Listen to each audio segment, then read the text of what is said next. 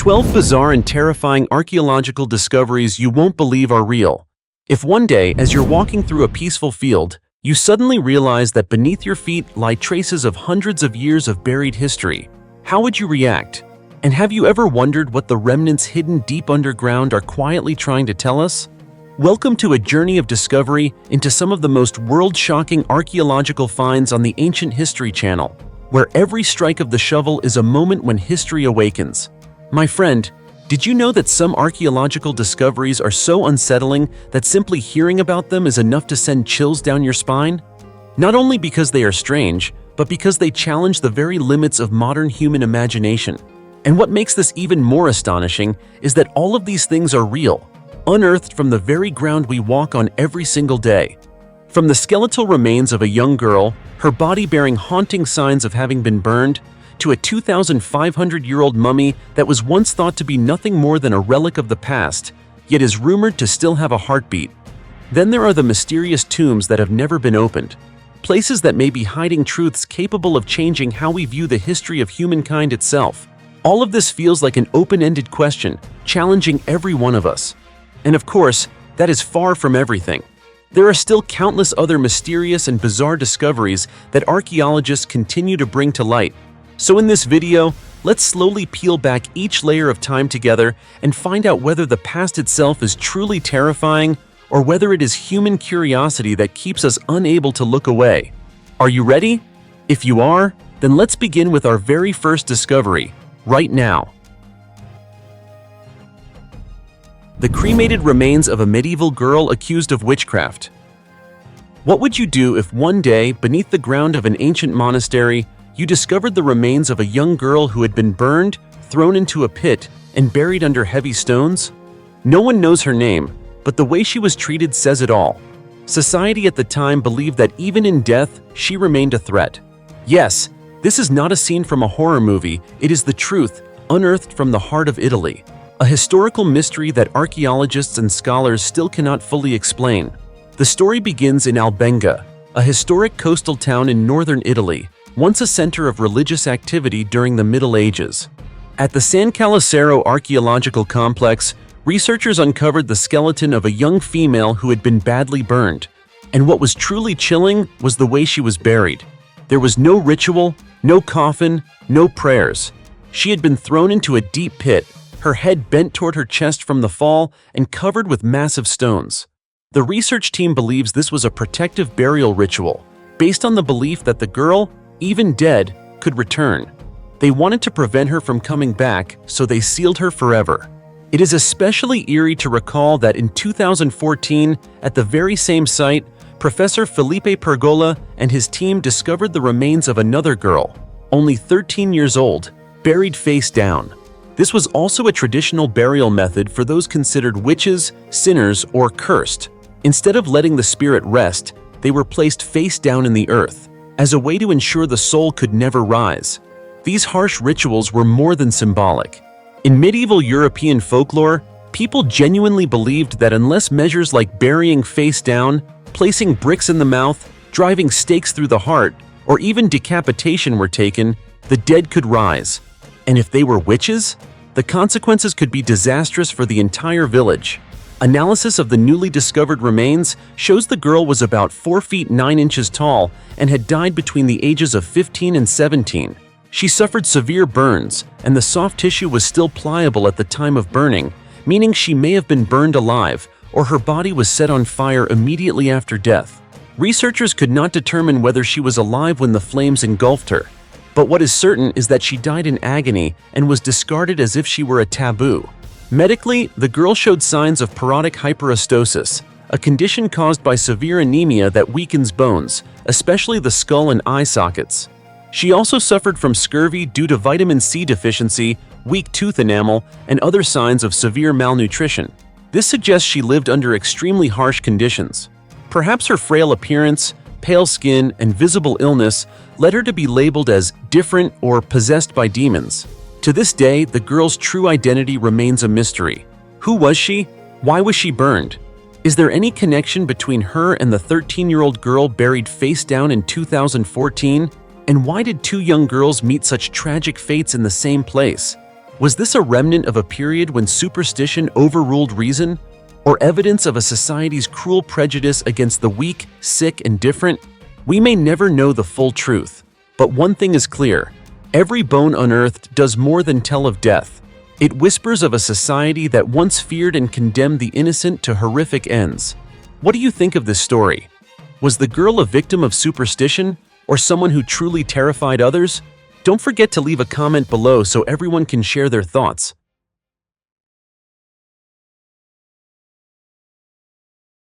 A 2,500-year-old mummy that still has a beating heart in Egypt.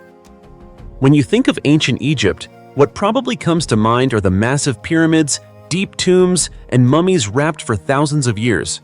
But wait, if you think the Egyptians were only skilled at building and embalming, the story you're about to hear might completely change your perspective. Here's why. A recent discovery has shaken both the fields of archaeology and medicine so profoundly that even modern science is forced to question what it knows. During an excavation in the outskirts of Luxor, archaeologists uncovered a mummy dated to around 2,500 years ago. At first glance, this seemed like just another find among the countless mummies excavated over the years. But when scientists examined it closely, they were left stunned. What lay in the mummy's chest was not just a heart dried and shriveled by time, it appeared to still be beating. Sounds impossible, right? A heart that's been in a mummy for 2,500 years, dried out like beef jerky, yet still somehow beating? Absurd. But that's exactly what they observed. Further analysis revealed something even more extraordinary. At the position of the heart was a strange object, resembling a primitive pacemaker. The device appeared to be made from a special type of black crystal that contained radiation and could generate vibrations at a frequency similar to a human heartbeat. Remarkably, when the crystal was placed correctly and its vibrations activated, the mummy's heart produced a steady pulse. And get this, doctors measured it at around 80 beats per minute, a number perfectly consistent with the resting heart rate of a healthy adult. Think about that. Over 2 millennia ago, who could have understood the concepts of heartbeats, vibration frequencies, or even pacemakers? With medicine believed to be rudimentary at best, how did the ancient Egyptians manage to place such a sophisticated device inside a human chest? Where did they get this knowledge, and why did this technology vanish over time? No one knows the definitive answers, but these questions have sparked a series of wildly debated hypotheses. One of the most sensational theories is extraterrestrial involvement. Sounds like science fiction, right? But it's not entirely without reason.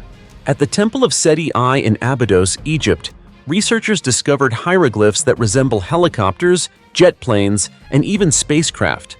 These carvings date from 3,000 to 5,000 years ago, long before humans even dreamed of flight. It doesn't stop there. Other ancient Egyptian reliefs depict beings with large skulls, big eyes, and bodies very different from humans. Some hieroglyphs even resemble flying saucers, with the familiar shapes we often see in modern UFO depictions. Now ask yourself, is this merely coincidence, or could it be a message left intentionally by the ancients? Of course, all of these theories remain speculative. Modern science has yet to provide a final explanation, but the existence of this immortal heartbeat mummy forces us to look at ancient Egyptian civilization through a new lens. Perhaps what we think we know about the past is only the surface. Beneath the scorching sands, there may still be secrets powerful enough to overturn everything humanity believes about history.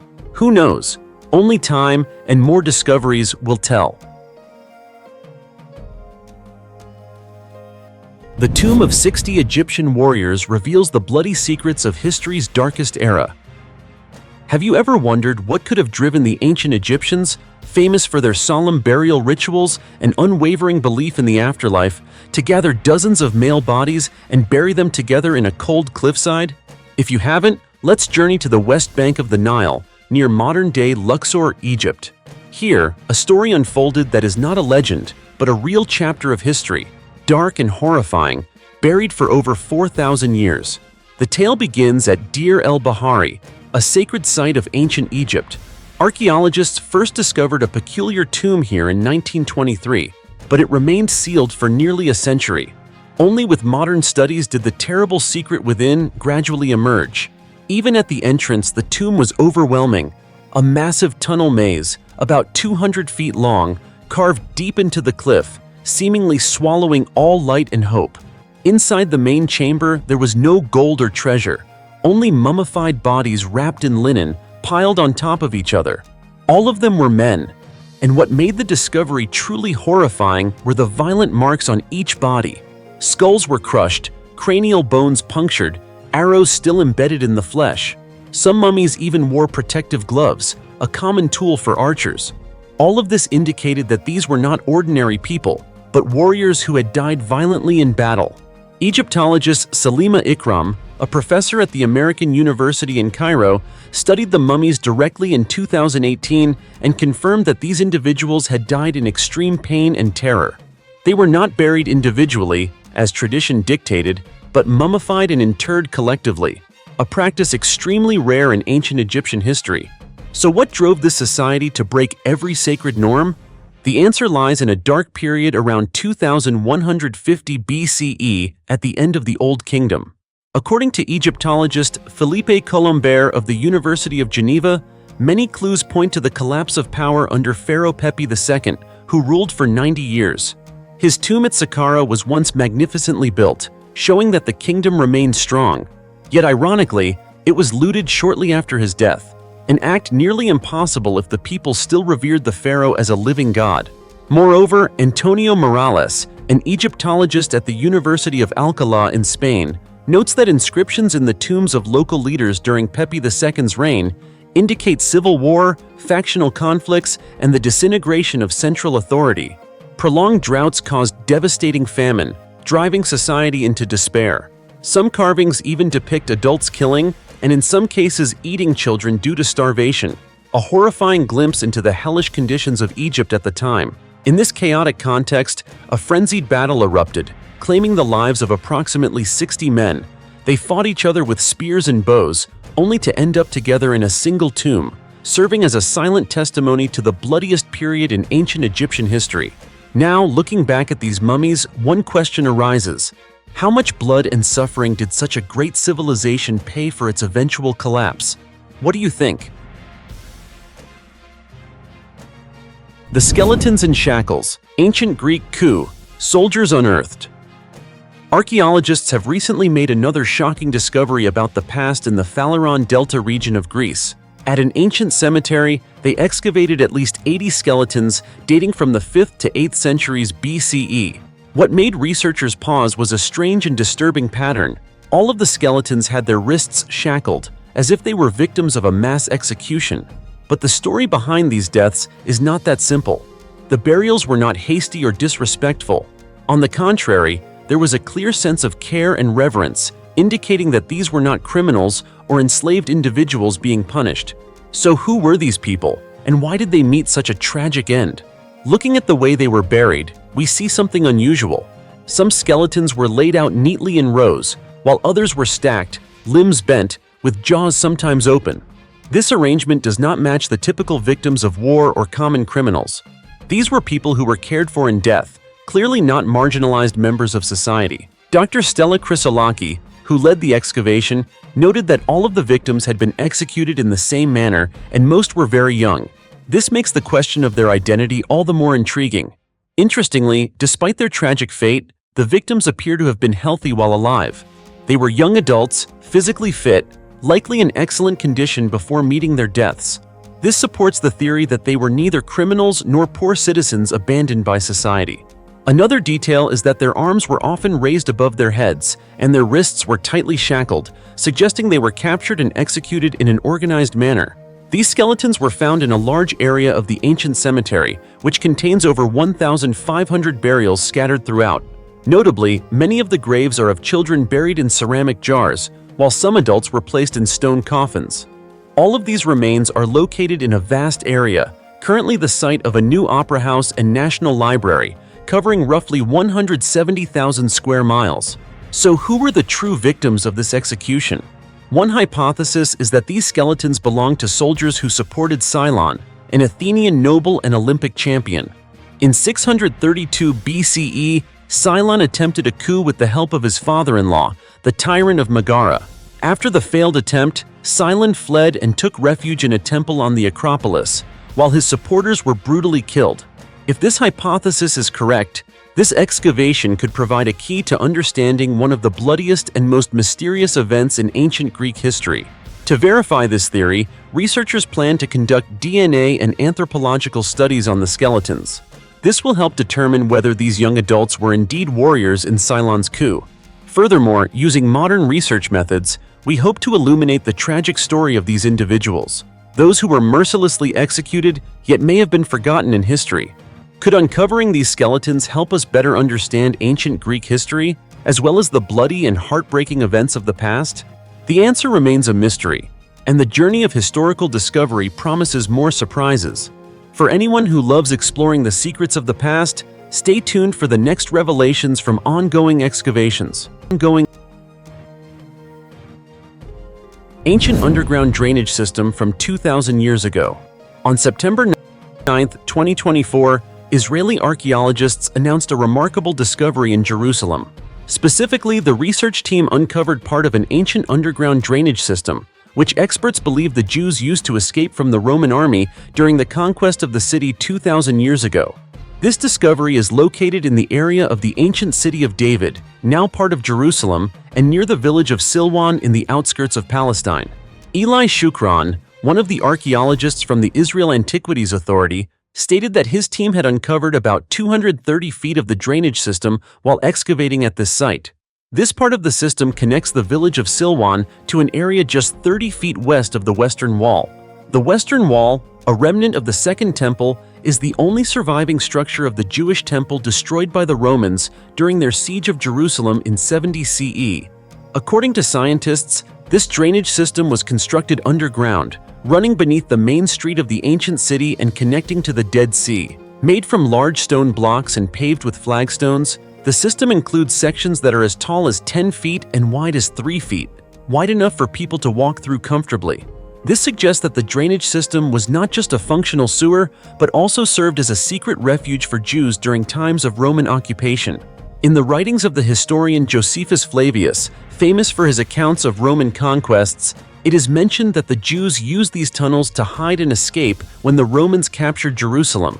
This discovery holds immense archaeological value and contributes to expanding our understanding of the tragic history of Jerusalem and the suffering its people endured during wartime. In addition to the drainage system, archaeologists also found many ancient artifacts, including broken pottery and coins, confirming the long history and significance of this area. This discovery once again underscores the invaluable historical significance of Jerusalem, a city that holds countless heroic and tragic stories from past generations. Mummified animals, the team also uncovered the ruins of an ancient palace dating back 4,000 years to the Old Kingdom, predating even Ramesses II. This indicates that Abydos was not merely a burial or cult site, but a significant political and religious center with a long and rich history spanning multiple dynasties. Imagine row upon row of carefully preserved ram heads, each wrapped in layers of linen, resting beneath an ancient temple. This discovery is more than archaeology. It is a message from the past, showing that human faith and reverence can transcend both death and time, leaving behind immortal traces in the desert sands. Stunning 5,000-year-old underwater city discovered in Turkey. Can you believe it? A shocking discovery has just sent ripples through both the archaeological world and the online community, after city workers in Turkey unexpectedly stumbled upon evidence of an ancient civilization buried for thousands of years. And it all started because of a simple local flooding incident. Yes, you heard that right. A routine investigation into the drainage system in Avanos, a district in Nevşehir province famous for the breathtaking landscapes of Cappadocia, led to one of the most remarkable archaeological discoveries in Turkey in recent decades. When local residents complained about groundwater seeping into their homes, city workers were sent to inspect the infrastructure. At first, it seemed like a typical drainage issue, but when heavy machinery was used to dig deeper underground, everything changed. They didn't just uncover a network of waterlogged tunnels, they discovered a fully preserved ancient city, remarkably intact beneath the crystal-clear waters. According to local media reports, this underground labyrinth stretches up to 3 miles in length, featuring residential areas, temples, and other structures still holding their original shapes. One of the first artifacts excavated was a small human figurine. possibly a religious symbol or a talisman of the ancient inhabitants who once lived there. The story becomes even more intriguing because, according to a longtime local resident, this submerged city had actually been discovered 25 years ago. At that time, a child accidentally fell into one of the tunnels, causing a small panic. To prevent future accidents, the local authorities completely sealed off the tunnels. Since then, no one dared to investigate further, until now. Kazım Yılmaz, the mayor of Kalis, confirmed the discovery to Anadolu News Agency, stating that the total area of the underground city could reach 13 million square feet, an astonishing figure considering the site's preservation. He also emphasized that the town plans to request official support from the Turkish Ministry of Culture, with the hope of draining the tunnels completely and transforming the site into a unique archaeological and tourist destination. This discovery has not only stunned the local community, but has also captured international scholarly attention. Archaeologists are now asking critical questions.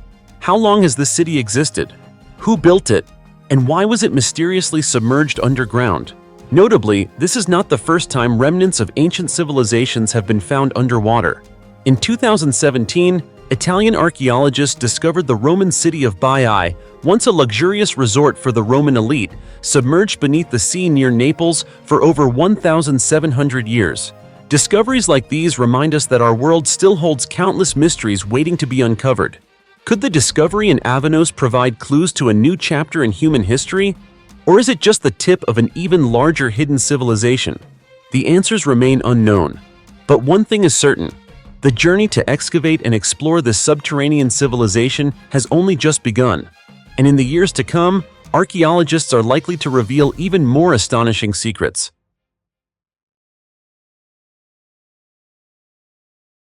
A 7,000-year-old skeleton buried in a strange upright position.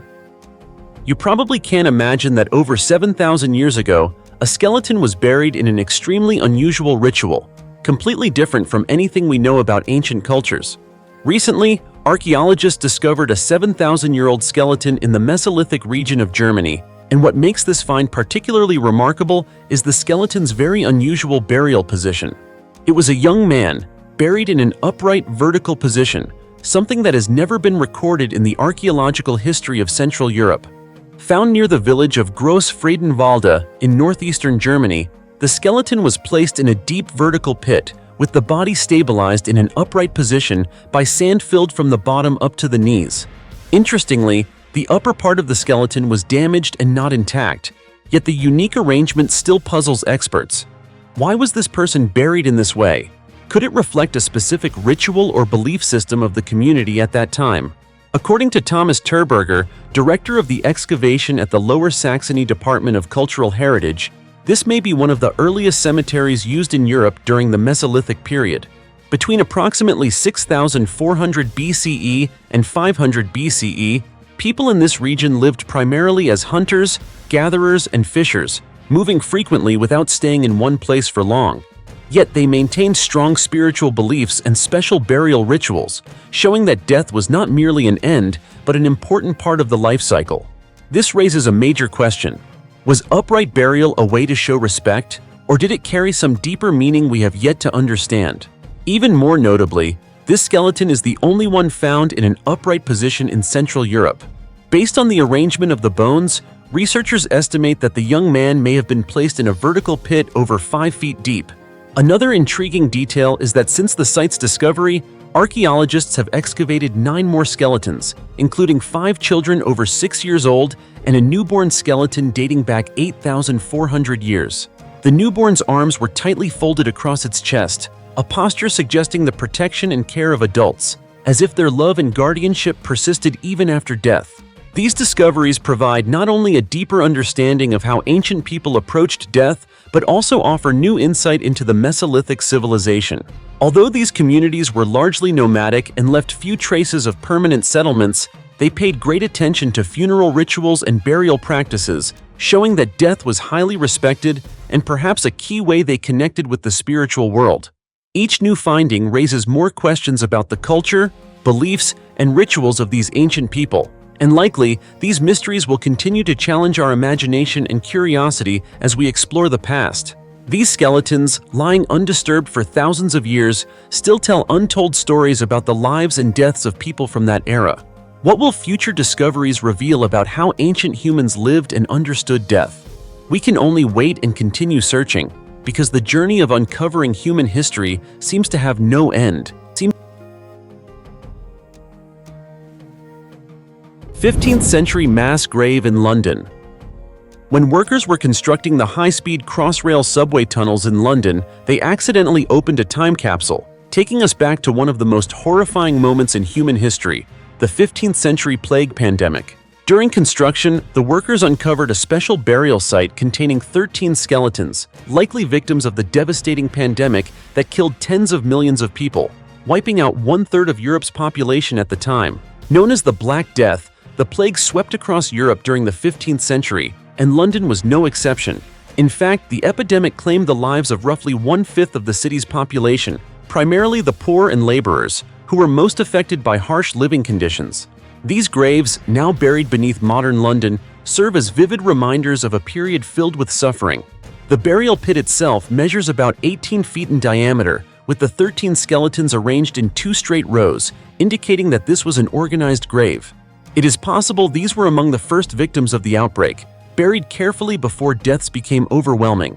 Although these graves have been underground for more than 600 years, they no longer pose any health risks. However, they offer archaeologists a priceless opportunity to study the spread and development of the plague, one of the deadliest diseases in human history. Researchers have analyzed DNA samples from these skeletons and identified the Yersinia pestis bacterium, the primary cause of death for millions of people. This not only helps scientists understand how the disease spread, but also raises new questions about historical medicine and the public health measures of the time. Archaeologist Nick Elsden, who participated in the study, commented, "We can imagine the lives of people living in the 15th century. The skeletons show they were laborers, doing physically demanding work in London society at the time. These remains not only reflect the immense suffering caused by the plague, but also provide vivid evidence of the lives and work of the poor, who bore the brunt of the pandemic." The area where the graves were found has previously revealed secrets of the past. Earlier during subway construction, archaeologists uncovered valuable artifacts from various periods, ranging from the Bronze Age to items from the largest amber room in England. In April 2011, as workers dug further, they discovered hundreds more skeletons, along with valuable artifacts, hinting that many more stories are waiting to be uncovered in future excavations. All of these discoveries are not just important archaeological finds, they are windows into the past, helping us better understand the history, culture, and severity of the pandemics that once devastated humanity.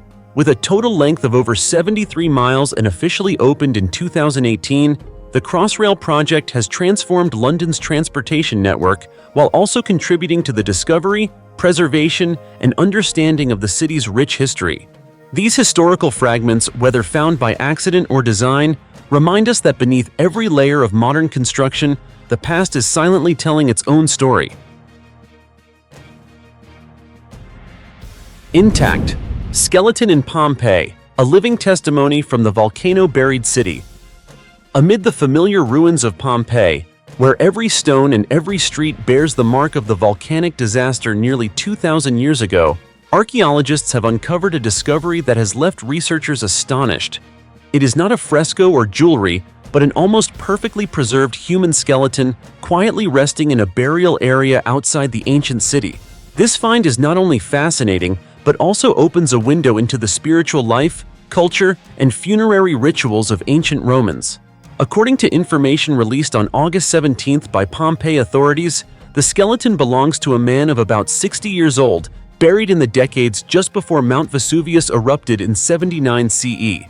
What makes this discovery particularly remarkable is the exceptional state of preservation. On the skull, archaeologists could still identify traces of hair and ears, details almost unimaginable for remains that have lain underground for millennia. The Pompeii Archaeological Park stated that this is one of the best preserved skeletons ever found in the area. Additionally, fragments that appear to be fabric fibers were found in the tomb, raising the possibility that this man may have been mummified before burial. If confirmed, this would be an extremely significant discovery. as it suggests a funerary practice very different from the usual customs in Pompeii at the time. Adding to the mystery, archaeologists also found 2 cremation urns within the same burial site. In ancient Roman Pompeii, adults were typically cremated, not buried intact. The unusual interment of this man indicates he may have held a special status in society or belonged to a distinct cultural group. The most important clue comes from the tomb inscription, which reveals the name Marcus Venerius Secundio and mentions Greek-language theatrical performances at the Pompeii Theater. This is the first archaeological evidence confirming that plays in the city were performed not only in Latin, but also in Greek. This discovery has changed scholars' understanding of Pompeii's cultural life. Gabriel Zuchtriegel, director of the Pompeii Archaeological Park, noted that Greek performances demonstrate that Pompeii was diverse, open, and lively. The city was not merely a typical Roman town, but a cultural crossroads within the vast Roman Empire. Historical records indicate that Marcus Venerius Secundio was once a slave and caretaker of the Temple of Venus. He was later freed, and the grandeur of his tomb, along with his unusual burial, shows that he achieved significant economic and social status before his death, a vivid testament to the rare social mobility available to former slaves. Currently, the burial area is outside the public tour route and has not yet been opened to visitors, though Pompeii authorities are planning to make it accessible in the future. Located about 14 miles southeast of Naples, Pompeii was home to over 13,000 residents before being buried by Vesuvius. Forgotten for 1,700 years until its rediscovery in 1748, Pompeii today is a UNESCO World Heritage Site and one of Italy's most visited destinations. This almost perfectly preserved skeleton serves as a vivid reminder that, amid the ashes of disaster, the people of Pompeii left behind stories that have yet to be fully told.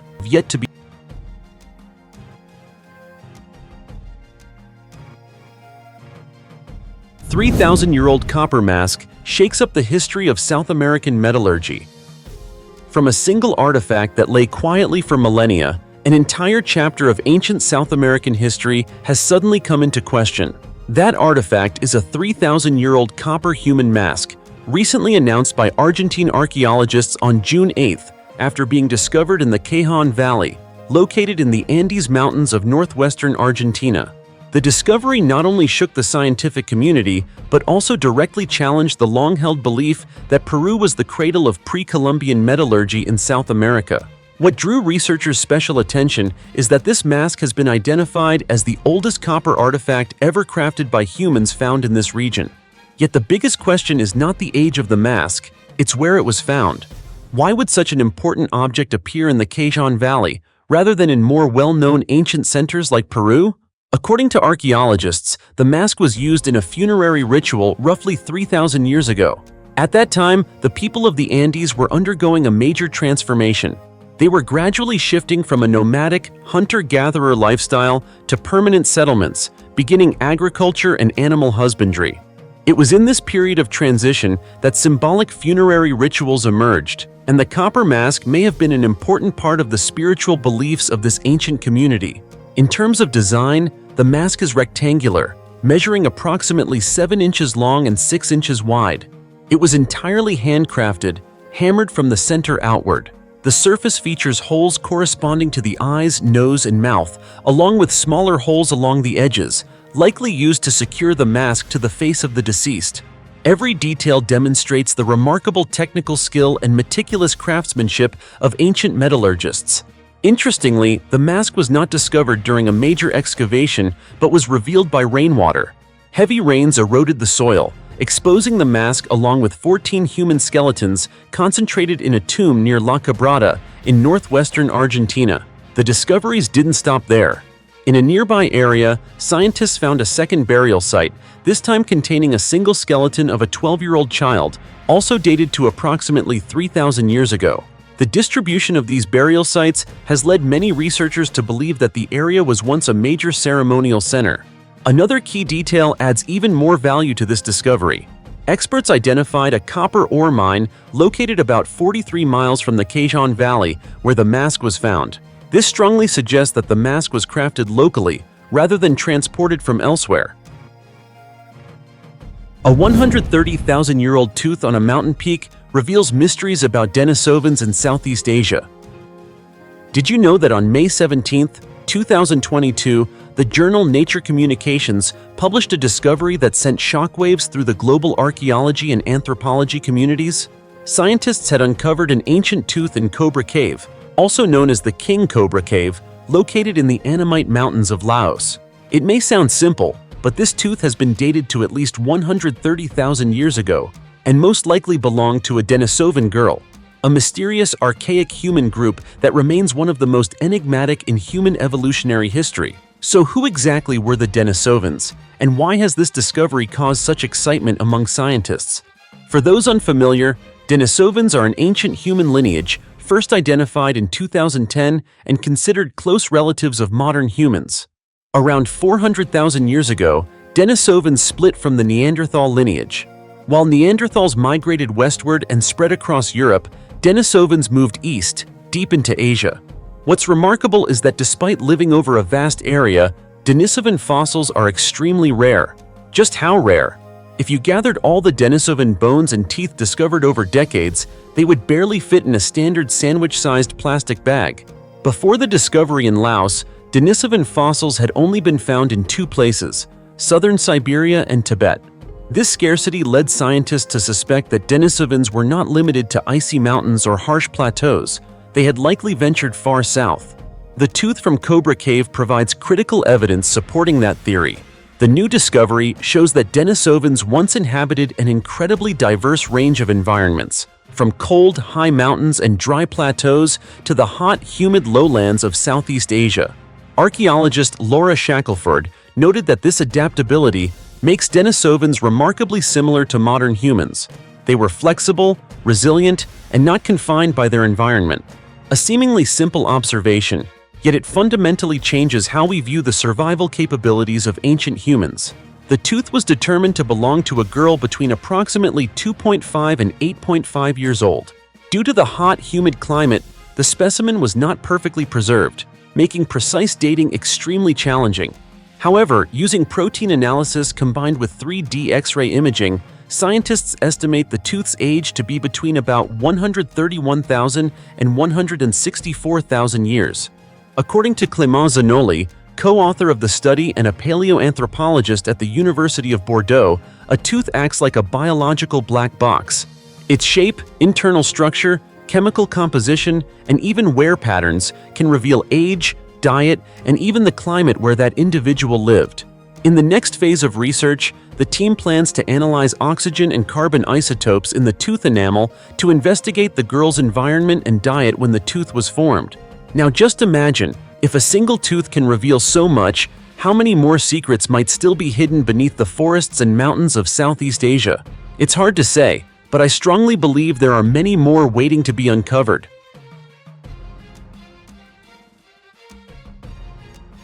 A pre-Inca baby mummy in Peru.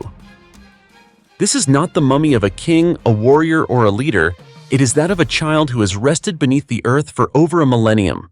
Now, history itself is calling this child's name in the very heart of what was once the center of a vibrant South American civilization.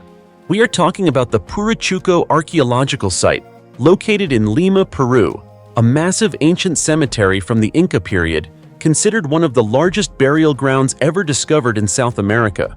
But here's the surprise. The recently discovered baby mummy is not from the Inca period. It dates back much earlier, opening up fascinating new hypotheses about the pre-Inca cultures that once inhabited this area. This astonishing discovery did not come from a large-scale archaeological excavation. Instead, it occurred during a topographical survey for the construction of a new road initiated by the Peruvian government. Beneath the barren soil, once walked upon by generations of ancient humans, archaeologists unexpectedly opened a gateway to history. They found not just one, but dozens of mummies, arranged within a complex of 26 tombs that included both adults and children. These tombs were carefully organized, as if someone had embedded love and religious devotion into every layer of earth covering them. Guillermo Koch, one of the lead archaeologists on the project, stated that 40 mummies have been discovered so far, and that number is expected to grow as excavations continue. Remarkably, even after more than 1,000 years, many of the mummies are in exceptionally good condition. a clear testament to the sophisticated embalming techniques of ancient Peruvian cultures. He emphasized that only about 10% of the Puruchuco site has been excavated over the past 60 years. Yet over 2,000 mummies, hundreds of finely woven textiles, ancient ceramics, and even copper, silver, and gold coins have already been found. This raises a haunting question. How many more secrets lie silently buried beneath the soil? The newly discovered baby mummy was quickly transferred to a museum for preservation to enable detailed scientific study. Experts hope that from this small set of remains, they can learn more about the life, customs, beliefs, and death practices of this ancient society. In recent years, Peru has become a hotbed for archaeological discoveries with thousands of mummies uncovered. One of the most famous examples is the Juanita Ice Maiden, the mummy of a young girl found atop a mountain, preserved in ice. She is believed to have been sacrificed in a religious ritual, and one of her eyes remains so well preserved that scientists are astonished at the sophistication of embalming techniques used over 500 years ago. As you can see, discoveries like the baby mummy at Puruchuco not only help us better understand human history, but also remind us that beneath every modern step we take, an entire ancient civilization may lie quietly asleep, waiting to be awakened by those who tell the stories of the past. 10 terrifying archaeological discoveries in history that shocked the world. An alleged alien mummy with its arms wrapped around its belly for 1,200 years. Earth is full of unbelievable stories, and some of them are so strange that just hearing about them is enough to make our brains do a complete double take. The mystery surrounding the three-fingered mummies discovered in the Nazca Desert of Peru is one of those stories. At first, many people assumed they were nothing more than ancient, dried human remains that had lain undisturbed for thousands of years. But the deeper researchers dug, the more shocking and even unsettling the discoveries became. Everything began in 2017, when a local man named Leandro Rivera reportedly found dozens of unusual mummies inside a cave. These bodies did not resemble ordinary humans at all.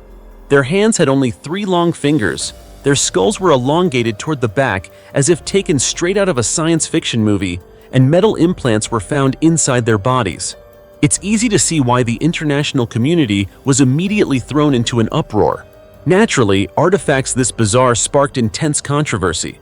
Some scientists argued that the mummies were not real at all, claiming they were merely artificial creations made from animal bones, industrial glue, and an overactive human imagination. But then came a series of revelations that left even the skeptics momentarily speechless.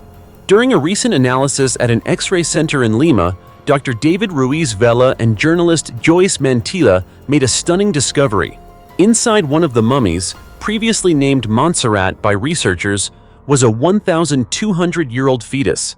Yes, a real fetus, located inside the uterus, positioned exactly like an unborn child who never had the chance to enter the world.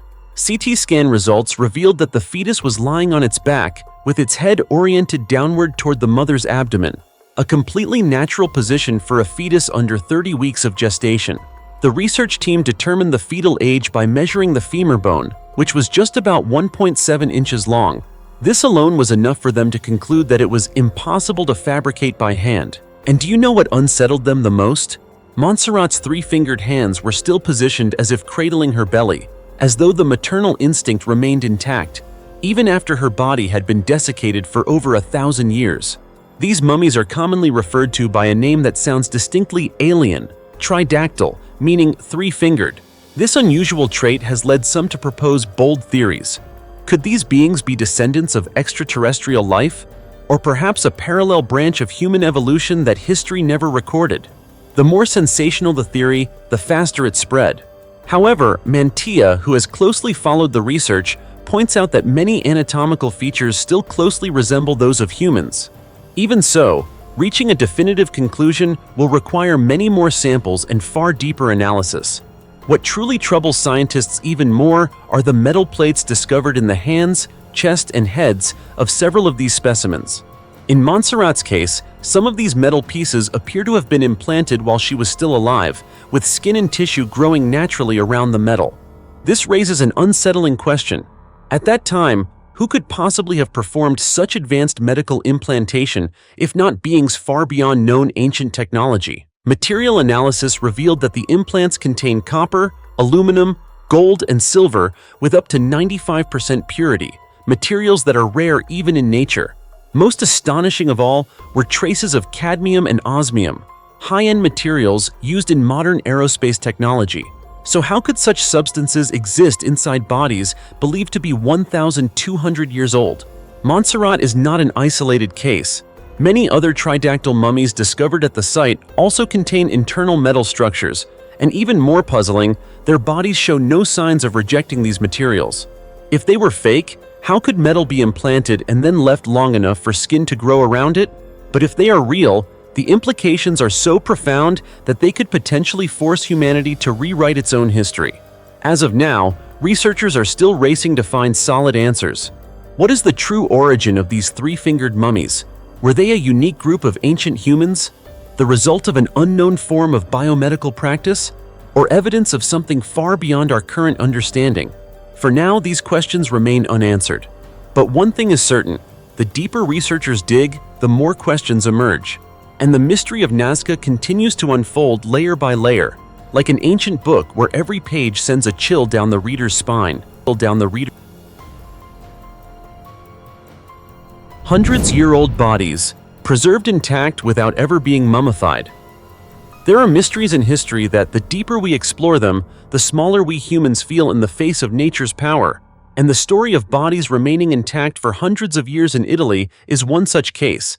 No chemicals, no elaborate embalming techniques, no modern technology.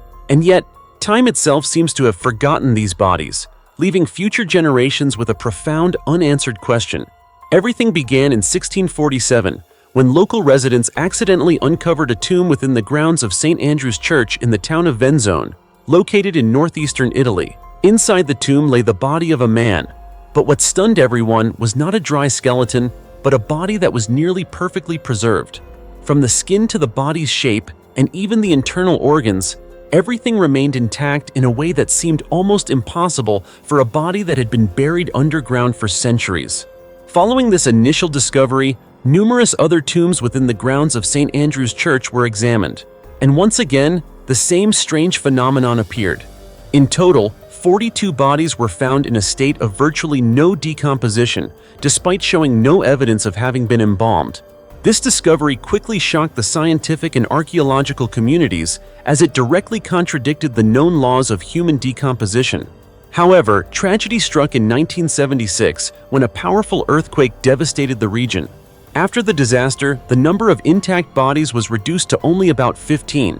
Even so, that was more than enough to turn St. Andrew's Church into one of the most mysterious sites in Europe. And then came the next revelation. During detailed examinations, experts noticed several striking similarities among the preserved bodies. First, each body was extremely lightweight, weighing only between 22 and 44 pounds. Next, the skin had turned a yellowish-brown color, dry and tough, resembling finely treated leather. Most remarkably of all, the internal organs were still largely intact, something that is extraordinarily rare in archaeology. All of these signs suggest that the bodies underwent a completely natural mummification process, without the use of chemicals or any form of artificial intervention. This realization prompted scientists to launch extensive investigations to uncover the true cause behind this phenomenon. Some experts proposed that a parasitic fungus known as Hypha tombicidia may have played a crucial role. This fungus is believed to absorb moisture and slow down decomposition, allowing the bodies to dry out naturally over time. However, not everyone agrees with this explanation. Another school of thought argues that the burial environment itself was the key factor. The limestone-rich soil surrounding the tombs at St. Andrew's Church may have created unique conditions that preserved the bodies for centuries. Factors such as humidity, temperature, air circulation, and soil composition may have combined in a near-perfect balance to produce this rare phenomenon. Even so, to this day, all of these theories remain speculative. No definitive explanation has been found to explain how the bodies at St. Andrew's Church were able to defy time so dramatically. And it is precisely this uncertainty that makes the story even more captivating, leaving us to wonder, could it be that there are still laws of nature that humanity has yet to fully understand? What do you think about this mystery? Don't hesitate to share your thoughts in the comments below. Blood-stained mask over 1,000 years old reveals a chilling ritual along the coast of ancient Peru. You know, our small world is full of archaeological discoveries that can send chills down your spine the moment you hear about them. Not necessarily because they are enormous, nor simply because they are ancient, but because what lies behind them goes far beyond the imagination of modern humans. The story of a blood-stained golden mask more than 1,000 years old, discovered along the northern coast of Peru, is one such mystery, both fascinating and deeply unsettling.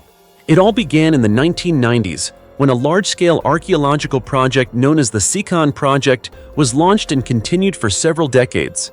The goal of this project was to gain a deeper understanding of the pre-Inca cultures that once flourished in what is now Peru. During excavations along the northern coastline, archaeologists entered an ancient tomb and encountered a discovery that left the entire research community stunned. At the very center of the tomb lay the skeletal remains of a man with an exquisitely crafted golden mask firmly attached to his face. Analysis revealed that the mask was more than 1,000 years old. But the most disturbing detail was this: the man's head had been severed from his body, and his burial position was tightly curled, resembling a fetus in the womb. This detail alone raised countless questions about the true meaning of the burial ritual. The discoveries did not stop there. As archaeologists examined the rest of the tomb, they uncovered 4 additional sets of remains: 2 women and 2 children. All were buried in tightly contracted positions, surrounding the man at the center. Around them were numerous gold artifacts, including jewelry and ceremonial objects. These clues strongly suggest that the tomb's owner was a wealthy individual of exceptionally high status in ancient society. Further studies determined that the man died between the ages of 40 and 50 and belonged to the Sikan culture, a civilization that thrived along Peru's northern coast from the 8th century through the late 14th century. The Sikan people were renowned throughout the region for their advanced metallurgical skills, especially their mastery of gold. To them, gold was not merely a precious material, but a sacred substance deeply connected to religious beliefs and ceremonial practices. The golden mask became even more shocking when scientists analyzed the red pigment coating its surface. The red coloring was not only present on the mask, but was also embedded into the facial remains beneath it, indicating that the mask had been painted after it was placed on the deceased's face. At first, researchers believed the pigment was simply cinnabar, a red mineral commonly used in ancient rituals. However, chemical analysis revealed a far more disturbing truth. The red coating was actually a mixture of human blood, cinnabar, and egg white. This discovery immediately sparked a wave of theories surrounding the burial ritual. Researchers suggest that the use of human blood to paint the mask, combined with the unusual burial posture, may be linked to a rebirth ritual. According to Sikan beliefs, death was not the end, but the beginning of a new life cycle in the afterworld. As for the women and children buried alongside him, they may have been family members, or possibly attendants of this powerful figure. Their joint burial may have been part of a ritual of accompaniment intended to serve the tomb's owner in his next life. If this hypothesis is correct, then this ritual was both brutal and haunting, a stark reflection of the dark and unsettling aspects of the ancient world, one that modern humanity can only shudder at when imagining. The Screaming Woman. Mummy. What message did ancient Egypt leave behind?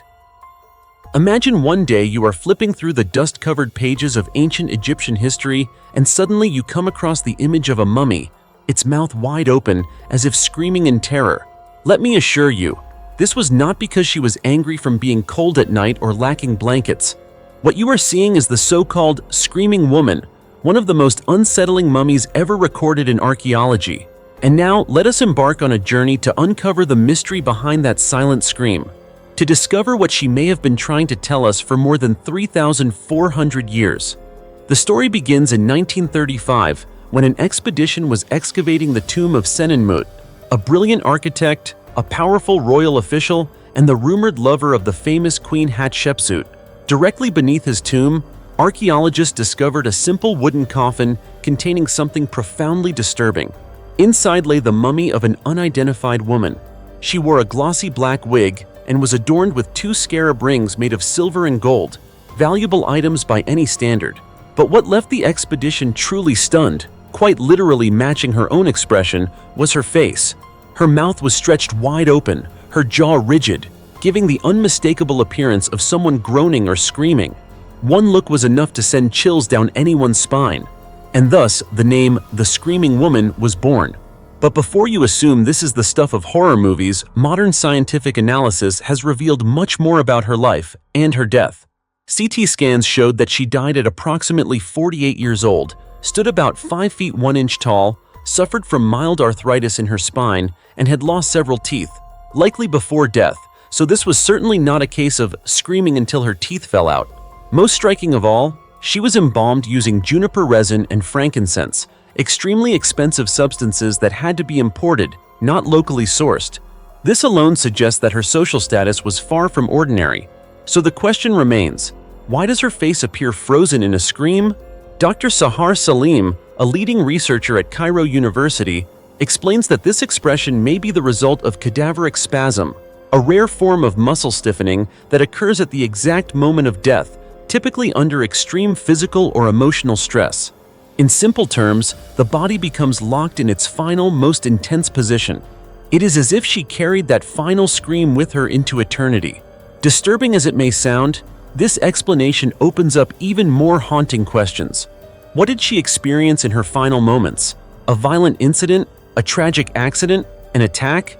Unfortunately, to this day, no one has been able to provide a definitive answer.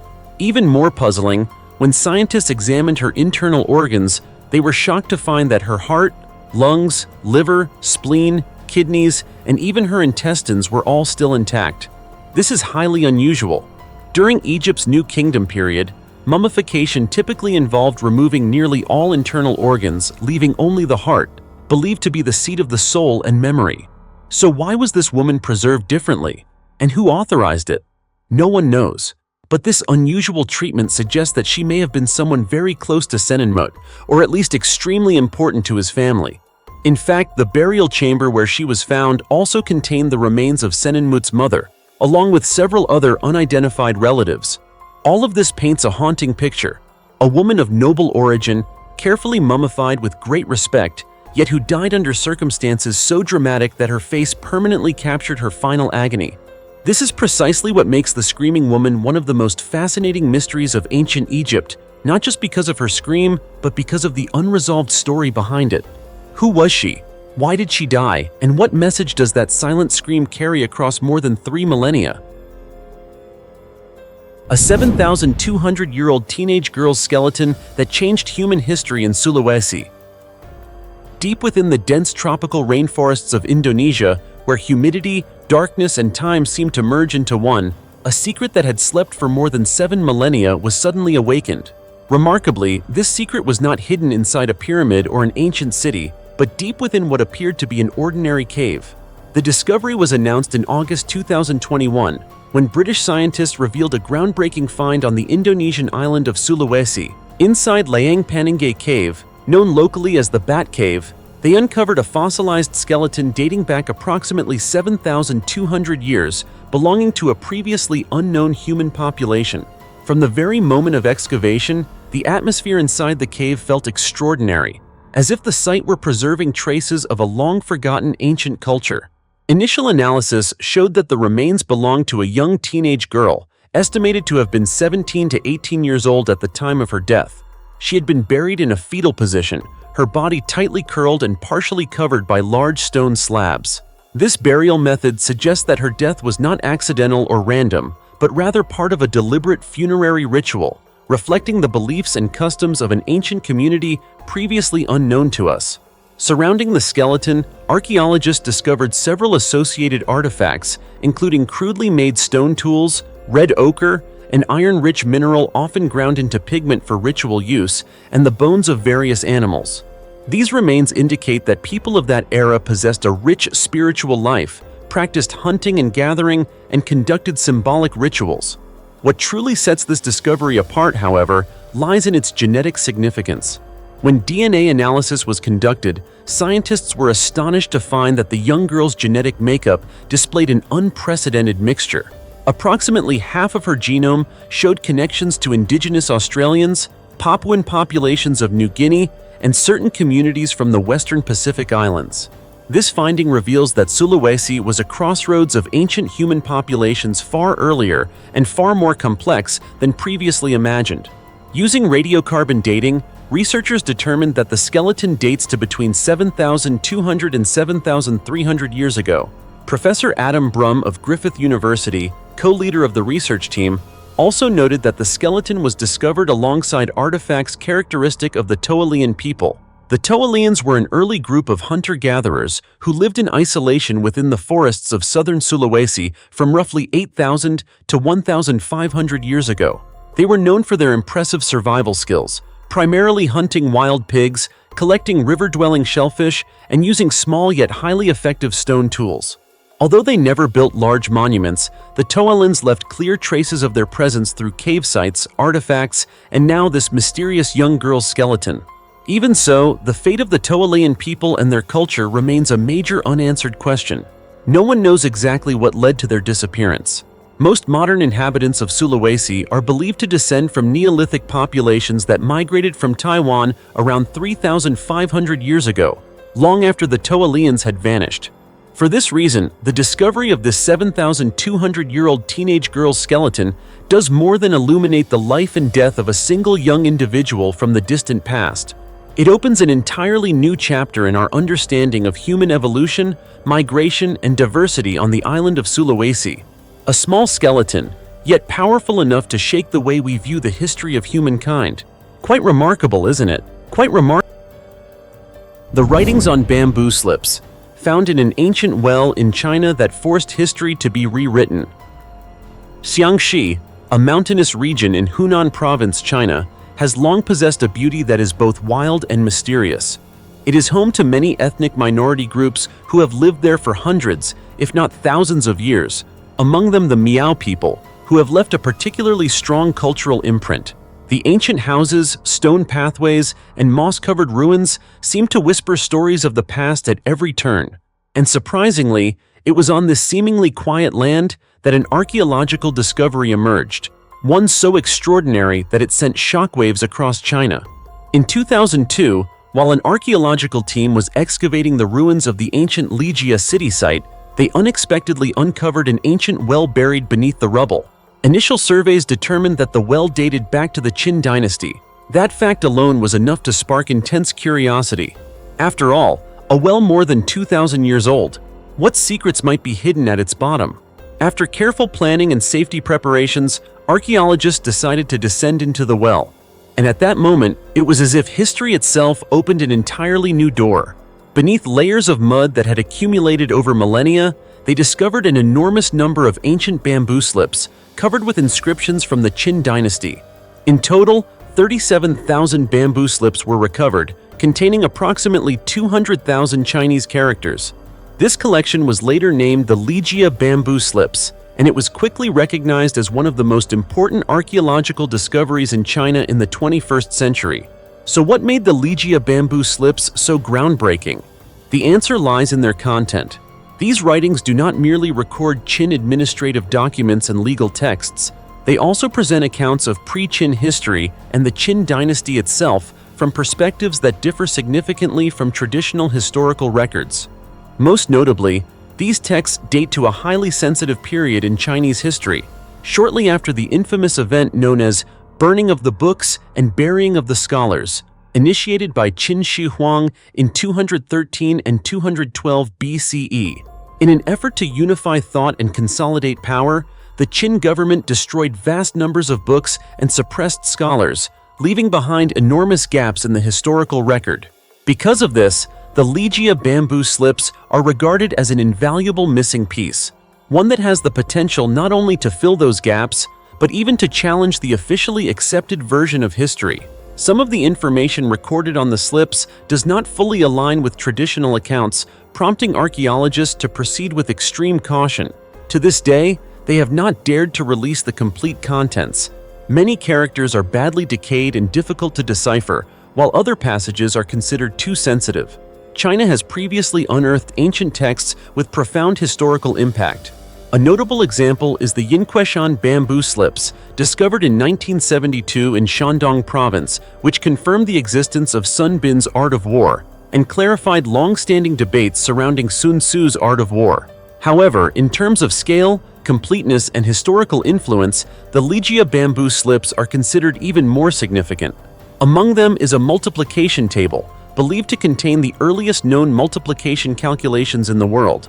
Today, the Ligia bamboo slips are preserved and displayed at a museum in Ligia, Hunan Province, China.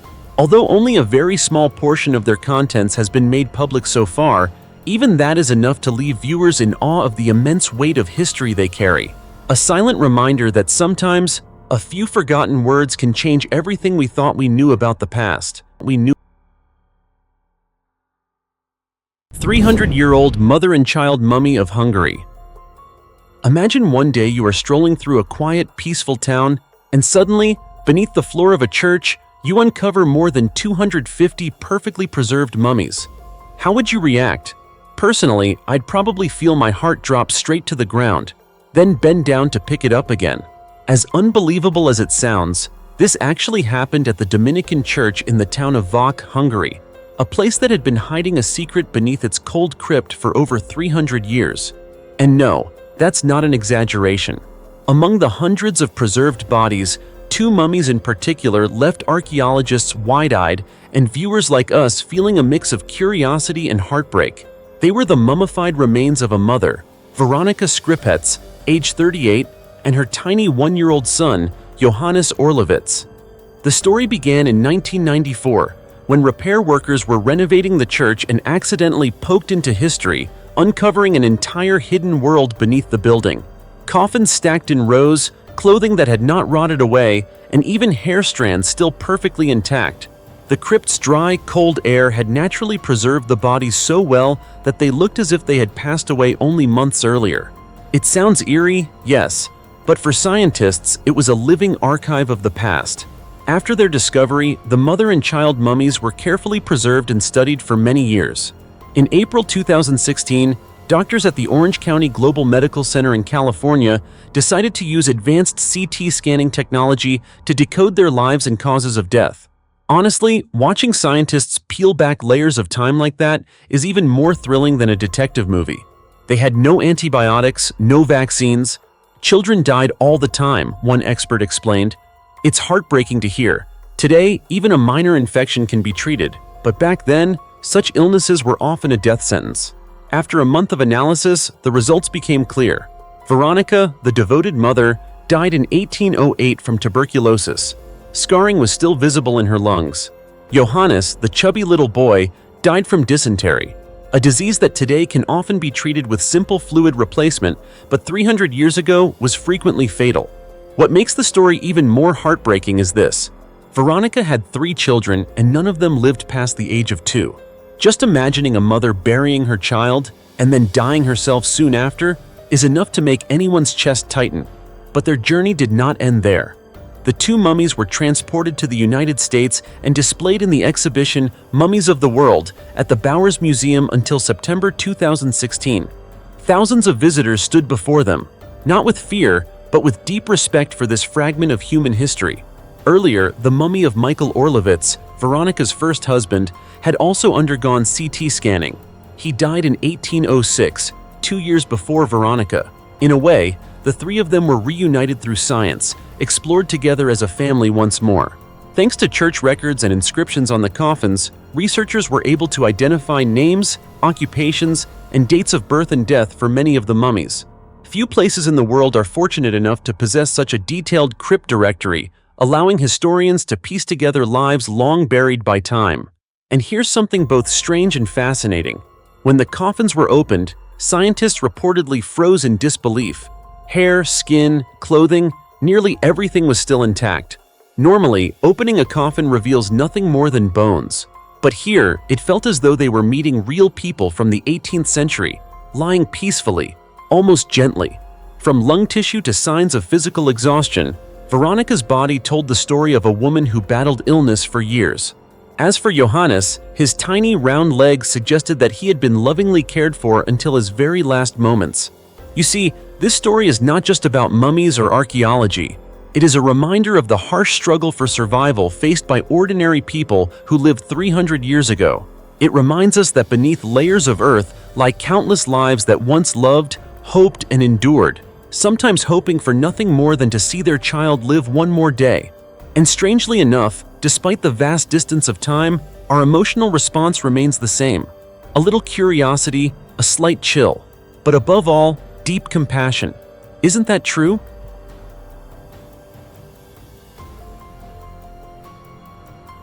The world's heaviest, 2,400-year-old ancient coffin reveals a truth that enraged experts. When it comes to Chinese archaeology, comparing which ancient tomb is the most magnificent or luxurious is no easy task. Over the years, numerous ancient burial sites have been excavated, uncovering astonishing numbers of priceless grave goods, such as those found at the Sangsing Dui site, Mawang Dui, or the tomb of the Marquis of Hai Hun. Each of these sites yielded extraordinary treasures that amaze the archaeological world. However, if the question is which tomb contained the heaviest coffin ever discovered, the most accurate answer would be the coffin from the tomb of Marquis Yi of Zheng, located in Suizhou, Hubei province. The discovery of Marquis Yi's tomb itself caused a nationwide sensation in China. Its scale was several times larger than that of the Han Dynasty Mawangdui tombs in Changsha. Within an excavation area of approximately 2,370 square feet, archaeologists uncovered numerous national treasures, including the famous bronze bells of Marquis Yi of Zheng, a dragon and phoenix jade pendant composed of 16 pieces, and a bronze crane standing on deer antlers. All of these artifacts are considered priceless national-level treasures. Yet even among these remarkable discoveries, the massive coffin inside Marquis Yi's tomb left experts equally astonished. The coffin found in the tomb was enormous. After careful measurements, the archaeological team could hardly believe their eyes when they confirmed its weight, approximately 9 metric tons, or nearly 19,800 pounds. This staggering figure makes it the heaviest coffin ever discovered in an ancient tomb anywhere in the world. Naturally, this raised countless questions. How could people in ancient times, given their extremely limited scientific and technological conditions, have transported a coffin weighing nearly 20,000 pounds? Even today, this would be a daunting task. During the excavation, archaeologists had to deploy multiple cranes just to attempt to move it. At one point, with a lifting capacity of about 17,600 pounds was used to hoist the coffin. The result was shocking. The coffin did not move at all. Instead, the rear of the crane lifted off the ground. The coffin itself weighed about 9 metric tons, and the lid alone weighed roughly 2 metric tons, or about 4,400 pounds. This was nothing short of astonishing. On one side of the coffin, researchers also discovered a small door, believed to have been designed as a symbolic passage for the soul of Marquis Yi to enter and leave. As for the tomb's owner, Marquis Yi of Zheng was the ruler of the state of Zheng, also known as the state of Sui, a small vassal state under the Zhou royal house during the spring and autumn and warring states periods. Historical records indicate that Zheng was a minor state located next to the powerful state of Chu. Fearing that the Chu king might destroy his state at any time, Marquis Yi reportedly paid annual tribute to Chu, bringing large quantities of gold, jade, and treasures, along with beautiful women. However, after Marquis Yi died of illness, his descendants no longer had valuable offerings to present to Chu. As a result, the Chu king eventually ordered the destruction of the state of Zheng. Further archaeological and historical research has revealed an even more controversial side of Marquis Yi. Many of the cultural relics excavated from his tomb bear inscriptions associated with him, but some of these inscriptions show clear signs of alteration. For example, on a bronze plate found in the tomb, experts identified the name of Marquis Yi's maternal grandfather. However, Marquis Yi had erased that name and re-engraved his own, an act considered deeply unfilial by the moral standards of ancient China. What saddened and enraged experts even more was the discovery that, in addition to the 9-ton coffin, 22 other coffins were found in the tomb. 21 of them belonged to young women. The oldest was only 26 years old, while the youngest was about 13. The tallest stood at approximately 5 feet 3 inches, and the shortest was just over 4 feet 7 inches tall. In yet another coffin, archaeologists found the remains of a dog, believed to have been one of Marquis Yi's beloved pets. This raises a haunting question.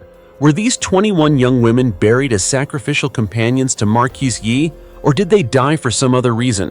Experts believe it is highly likely that they were buried alive or killed as part of a burial sacrifice, a practice known as human sacrifice burial.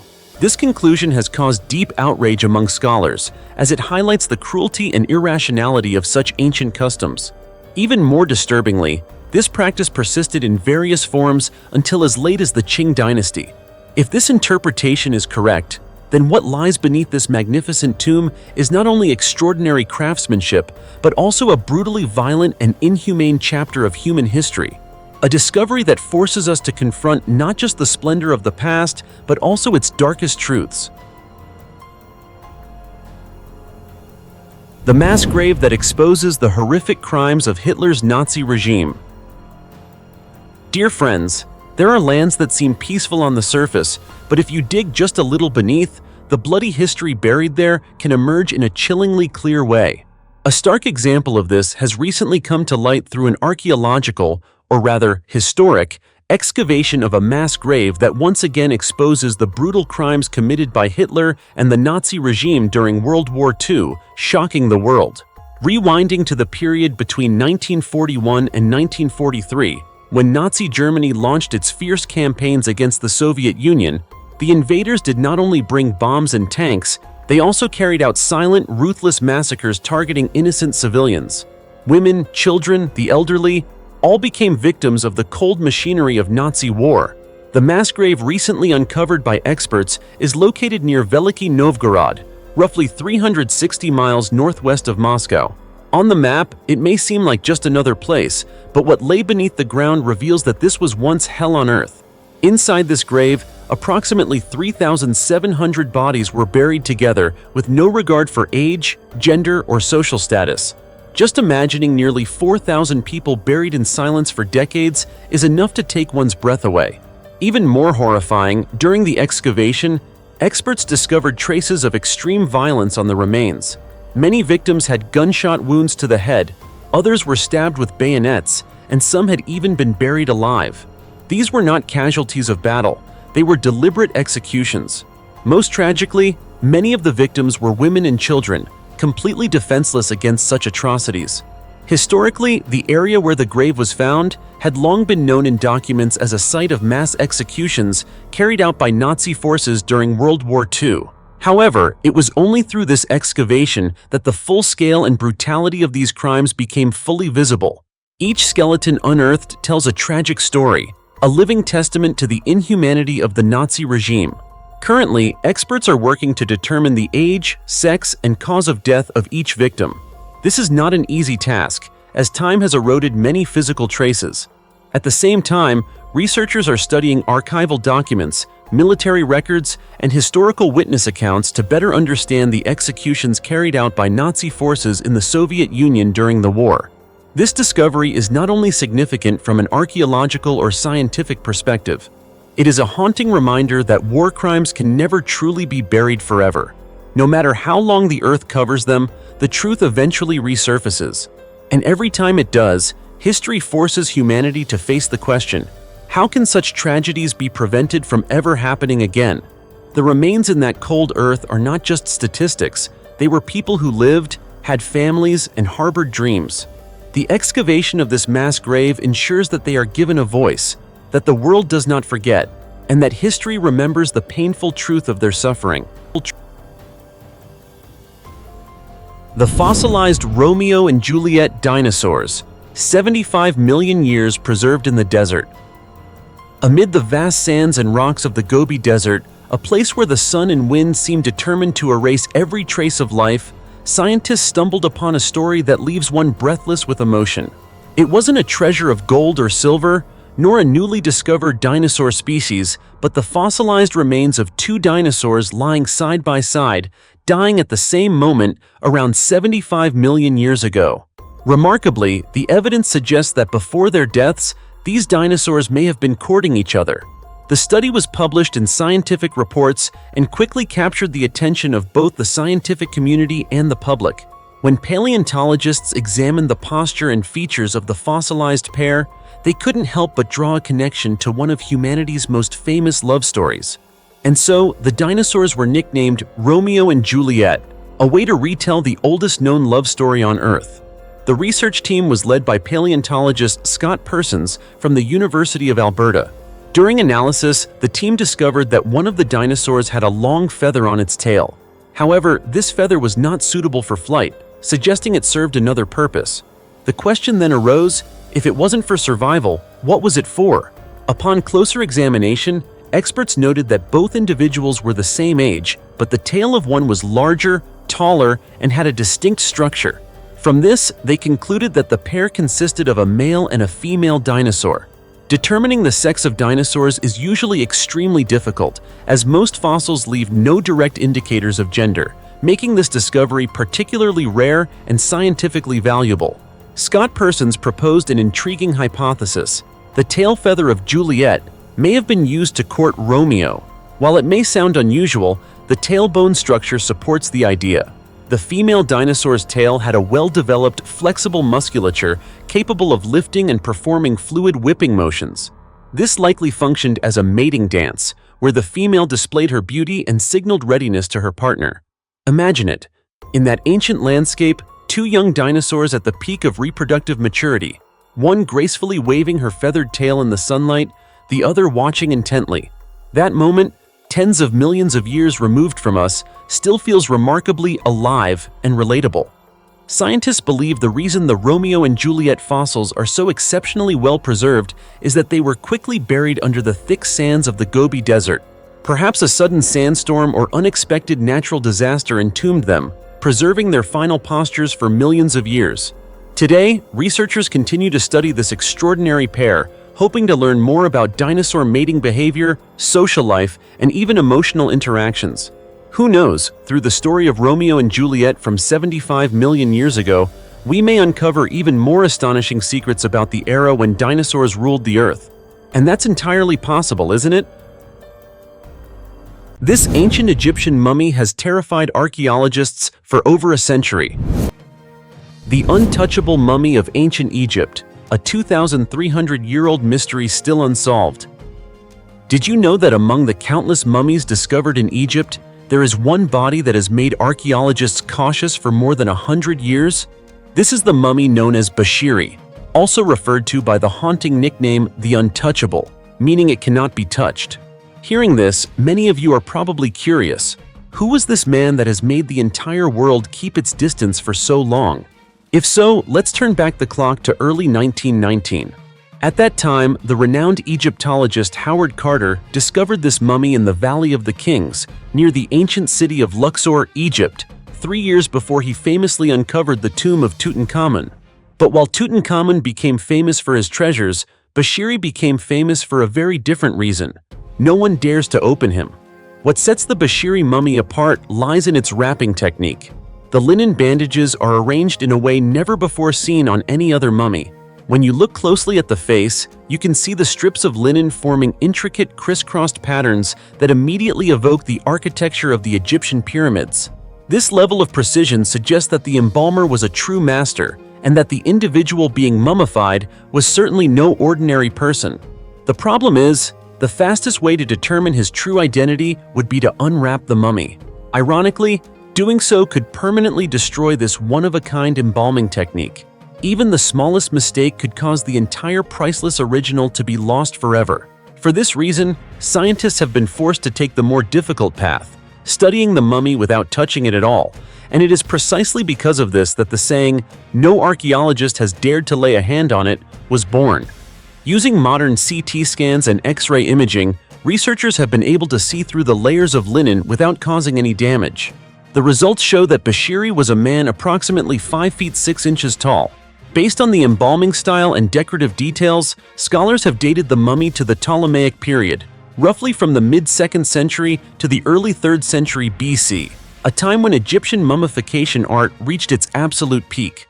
Not only the wrapping technique, but also the decorative motifs on the mummy reveal a great deal. The chest is covered with multiple rows of beads, highlighted by falcon head-shaped clasps, symbols of power and wealth. On the garment appears an image of the deceased lying on a bed, protected by the two goddesses Isis and Nephthys. Nearby are the 4 sons of Horus, the deities who guarded the internal organs in the afterlife. Down at the feet, one can see the image of Anubis, the god of burial rituals. Every small detail indicates that this was a person of exceptionally high status in ancient Egyptian society. Yet paradoxically, there is no official inscription that clearly records his name. The only clue is a hastily written line found in the tomb, which may read either Bashiri or Neno. To this day, experts have not been able to determine which reading is correct. And so, despite resting in silence for more than 2,300 years, this man continues to keep his identity a secret. Today, the Bashiri mummy is preserved at the Egyptian Museum in Cairo, serving as a living testament to the sophistication and mystery of ancient Egyptian civilization. If you ever have the chance to visit, don't miss the opportunity to see this enigmatic mummy with your own eyes. Who knows? Perhaps you could be the one to uncover something new from this ancient mystery. It's entirely possible. The passage leading to 8 previously unknown chambers beneath Egypt's famous pyramid of Sahur. There are ancient structures that seem as though time has stripped away all their secrets, yet in reality, they are more like thick books. The more pages you turn, the more unread chapters you discover. The Pyramid of Sahur is exactly such a case. Standing silently for thousands of years amid the desert sun and wind, this monument appeared to be nothing more than mute blocks of stone. However, during what seemed to be a purely technical restoration project, archaeologists unexpectedly uncovered a secret buried deep within the heart of the pyramid, one that caused the entire research community to hold its breath in anticipation. The story began when an Egyptian-German archaeological mission set out to reinforce and restore the internal structure of the Pyramid of Sahur, which had severely deteriorated after millennia of exposure. While clearing debris and surveying damaged areas, they discovered an ancient passageway, nearly swallowed by rubble and sand.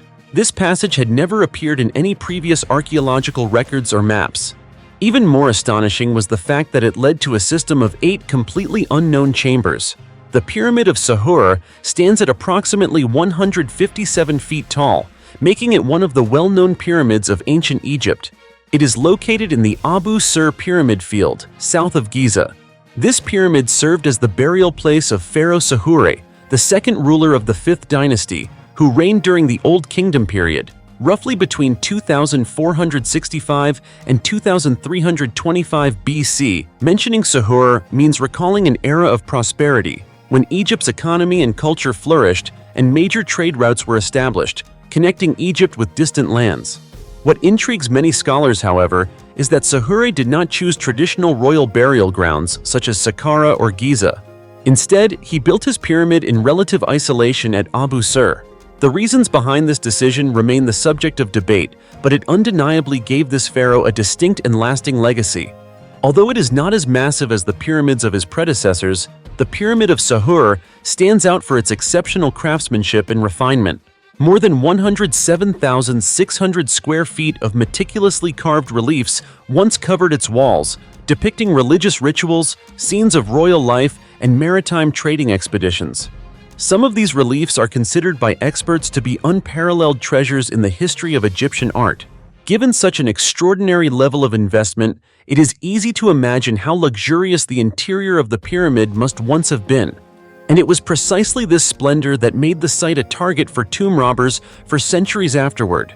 Returning to the groundbreaking discovery, while restoring the heavily damaged burial chamber area, scientists accidentally traced the mysterious hidden passage.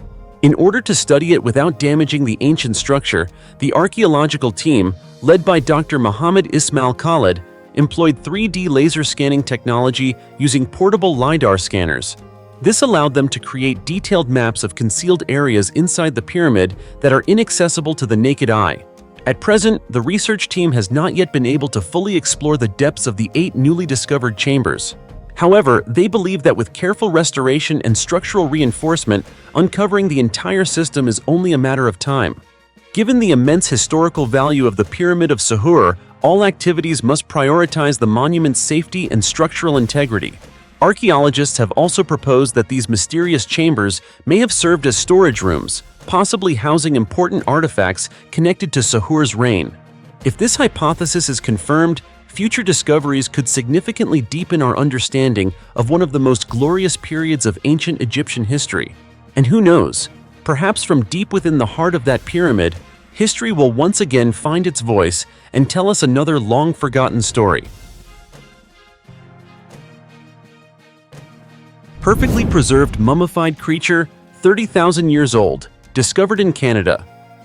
In 2018, at the Klondike goldfields near the town of Dawson in Canada's Yukon region, a gold miner accidentally discovered a small round ball of fur. What no one expected was that this fuzzy sphere turned out to be the mummy of a curled-up Arctic ground squirrel, estimated to be 30,000 years old. The specimen was preserved so remarkably well that scientists could clearly see details such as its fur, tiny claws, and even the delicate shape of its ears and tail.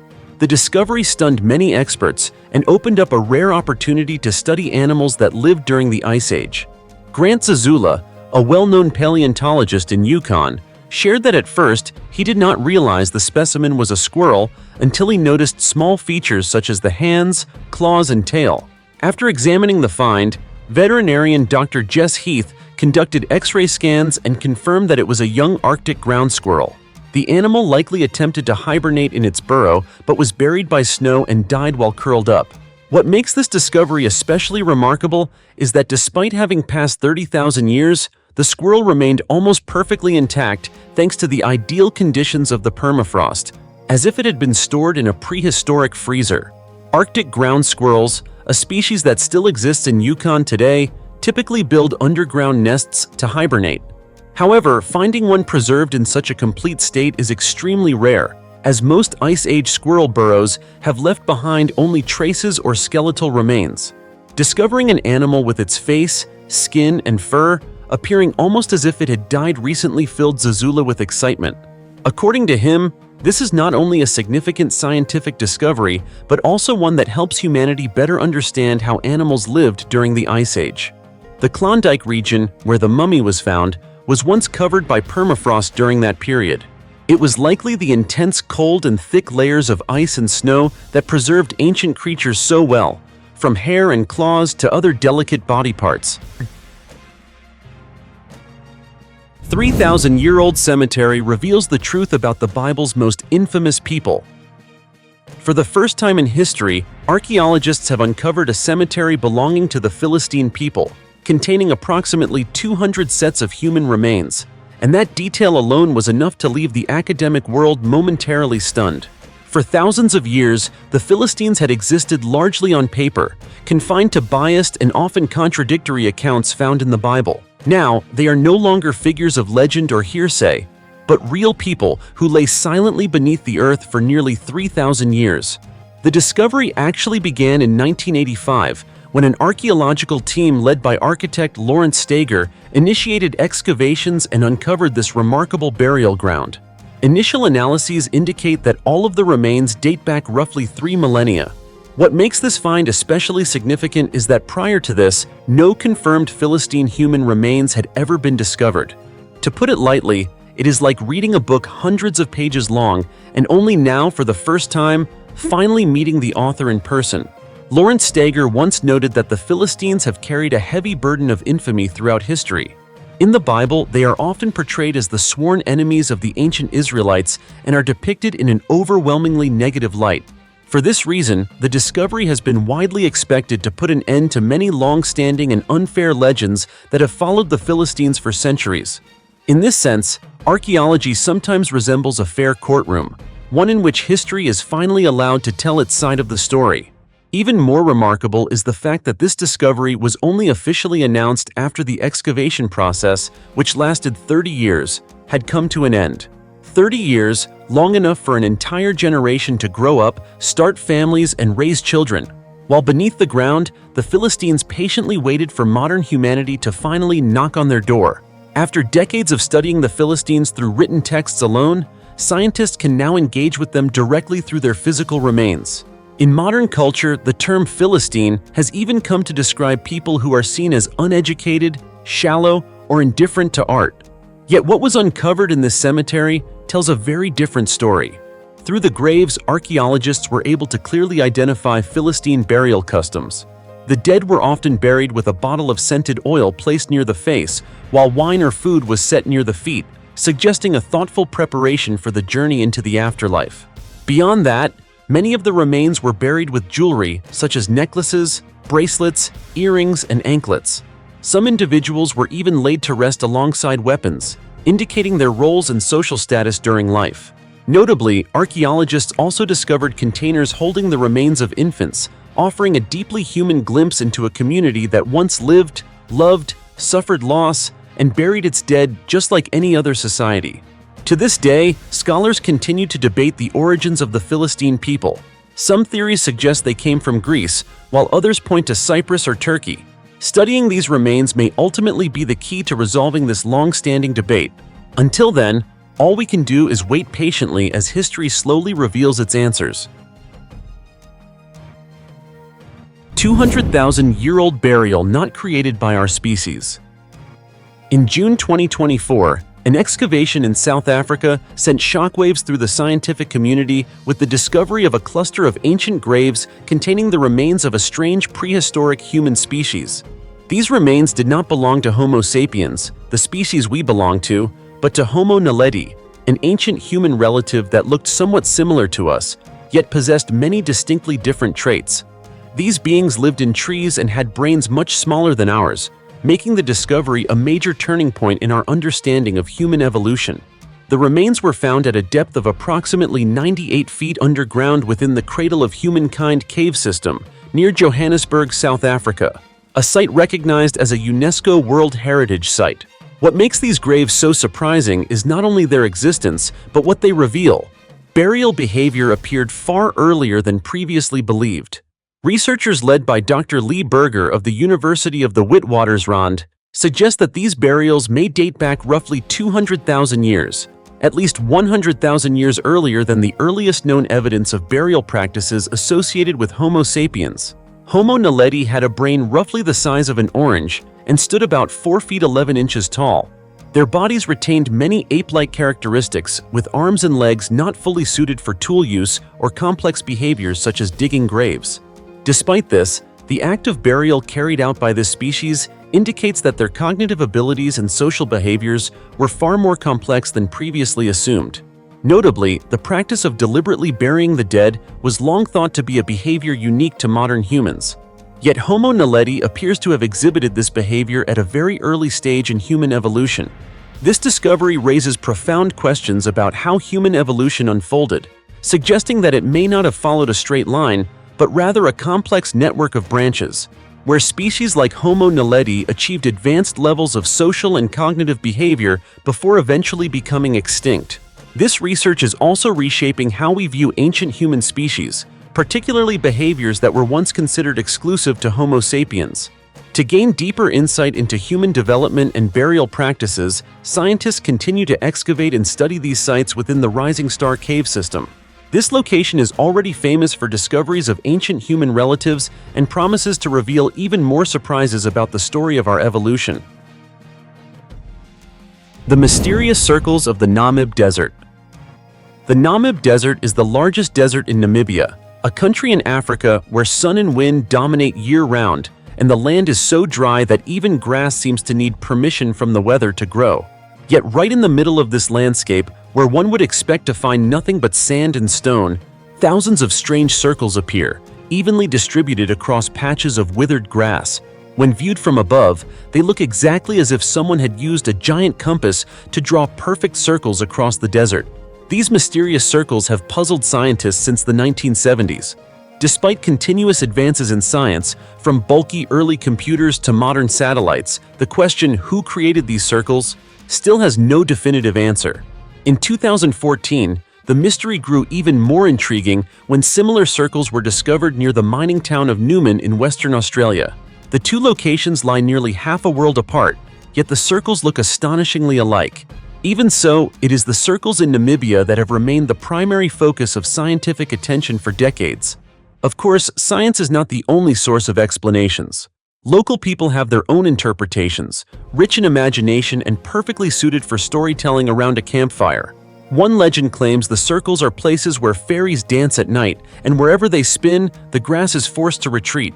Others believe that UFOs once landed in the desert, leaving behind flawless circular marks before taking off again. It may sound far-fetched, but in the vast emptiness of the desert, Who can truly say what is impossible? As for scientists, they naturally stop short of fairies and flying saucers. One widely accepted hypothesis suggests that termites are the main culprits.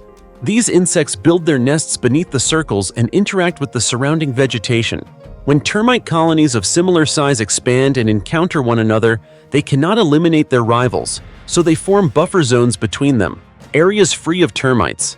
As a result, barren patches of land emerge, looking as though they have been neatly cleared in an organized pattern. Another, more subtle hypothesis proposes that the circles are the result of competition among plants in an environment where water is extremely scarce. Plants provide shade and help retain moisture in the soil, but at the same time, they inhibit the growth of other plants nearby. To survive, they extend their roots outward in circular patterns, drawing water from a shared underground source. Over time, the central area becomes bare, while the surrounding ring supports greener, healthier grass. Some researchers have also suspected a connection between the circles and toxic euphorbia shrubs that once grew in the Namib. Remnants of these plants have been found inside some of the circles, adding yet another layer of intrigue to the mystery. But this brings us back to the same old question. Is any single hypothesis entirely correct, or is the truth a combination of several factors at once? A recent study of similar circles in Australia offers yet another perspective. The findings suggest that termites are not the sole cause. Abiotic processes such as mechanical weathering of the soil, heavy rainfall during storms, extreme temperatures, and intense evaporation also contribute to the formation of these barren patches. And so, to this day, the mystery of the strange circles in the Namib Desert remains unsolved. Although science has advanced far beyond what it was in the 1970s, nature may still be smiling quietly, keeping one of its secrets, reminding us that not every puzzle on Earth is easily decoded by humanity. 2,200 pounds, mysterious object discovered beneath the foundation of a house in Indonesia. On an ordinary morning in a quiet rural area of central Java, Indonesia, the steady sound of hoes and shovels echoed as soil was lifted from the ground, just like at any other house construction site. No one could have imagined that after only a few strikes of the shovel, the entire neighborhood would turn into a hotspot, drawing hundreds of curious onlookers. Then the unimaginable happened. At a depth of about 3 feet underground, construction workers preparing the foundation for a row of townhouses suddenly struck a strange object. At first, they simply assumed it was a large water pipe, perhaps part of an old pipeline left behind from years past. But as they continued digging, a rounded shape slowly emerged. It was not a pipe at all, but a massive metal object, resembling a deep cauldron straight out of a legend. When the entire cauldron was finally lifted out of the ground, the neighborhood instantly erupted with excitement. Children cheered, adults snapped photos and recorded videos non-stop. Stories and theories about the mysterious object's origins spread rapidly. Some guessed it was an ancient cooking vessel. Others believed it to be a sacred treasure from the era of ancient Javanese kingdoms. No one knew for sure. What amazed everyone most was that after lying underground for hundreds of years, the object remained almost perfectly intact. The land where the artifact was found belongs to a local businessman named Widodo, who had purchased the property years earlier. After leaving it vacant for 3 years, he never imagined that beneath the soil lay a millennia-old heritage. Planning to build a new home for his son's upcoming wedding, he unexpectedly ended up excavating a forgotten piece of history. As soon as the news spread, Indonesia's Cultural Heritage Authority immediately dispatched experts to the site. To prevent any potential damage, the entire construction area was sealed off and work was temporarily halted. After taking measurements, specialists determined that the cauldron stands about 4.6 feet tall, is nearly 9.8 feet wide, and has walls up to 14 inches thick. What surprised everyone most was that despite its enormous appearance, it was not as heavy as expected. Just 4 adults were able to move it. Despite often being described as weighing about roughly 2,200 pounds, its balance and structure made relocation possible. Researchers believe the object is likely a historical artifact hundreds of years old, possibly a massive cooking vessel once used to serve food at an ancient military camp. Remarkably, despite being buried for so long, it suffered almost no damage, aside from a thin layer of rust. This raises a major question. What material was it made of to be so incredibly durable? This is where modern technology enters the story. Indonesia is now at the forefront of applying artificial intelligence and digital technology to archaeology. From using AI to analyze images, to machine learning for artifact identification, everything is being digitized and processed with unprecedented accuracy. Deep learning algorithms are even used to create 3D models of artifacts, allowing experts to examine the smallest details without physically touching them. Beyond that, photogrammetry-based digital scanning is being used to reconstruct and preserve ancient objects in entirely new ways. In regions such as Yogyakarta, archaeologists even deploy drones and satellite imagery to map archaeological layers, helping identify promising sites without unnecessary digging. Imagine this. In the near future, you could step into a virtual archaeological site using VR technology, walk among ancient ruins, view this giant cauldron up close, rotate it 360 degrees, and examine every trace of rust without ever being there in person. Ancient mysteries and long-forgotten stories are now being retold using the most advanced technology humanity has ever developed. It truly is remarkable. What makes the story even more heartwarming is that Widodo, the landowner, decided to donate the cauldron to researchers for study and cultural preservation. It was a noble act in a time driven by money, when many people might have chosen to keep or even sell such an artifact for personal gain. That cauldron may have once been just an ordinary object, or it could be the last surviving piece of a lost civilization.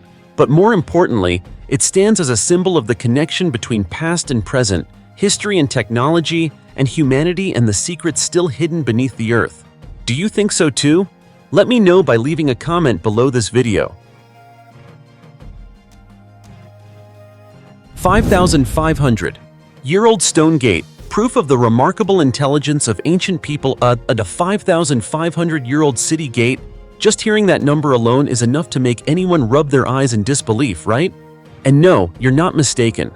At Tel Arani in Israel, archaeologists have indeed uncovered a city gate that dates back 5,500 years, far more impressive than anything previously imagined for such early settlements. So if anyone still thinks ancient people only built mud huts and barely scraped by, this discovery delivers a powerful historical plot twist. What makes the gate at Tel Arani truly special is its construction material.